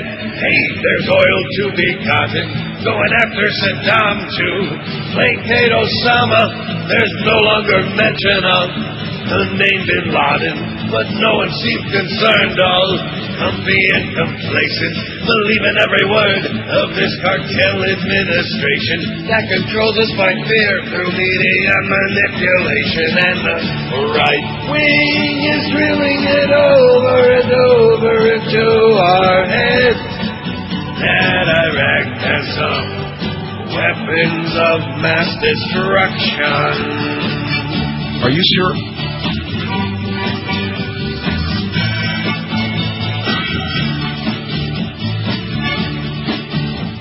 The loss of civil rights is the price that we're paying. We're all suspects now, Nazi Ashcroft is saying. I have nothing to hide, cable partners all are saying. Blind obedient cattle don't have any reservation. Loud unprovoked battle and world annihilation. Old regimes must fall and Halliburton installed with no objection at all. Democrats don't have the balls and the right wing is drilling it over and over into our brainwashed heads. Iraq has some weapons of mass destruction. I'm dying over here. Only Iraq has some weapons of mass destruction.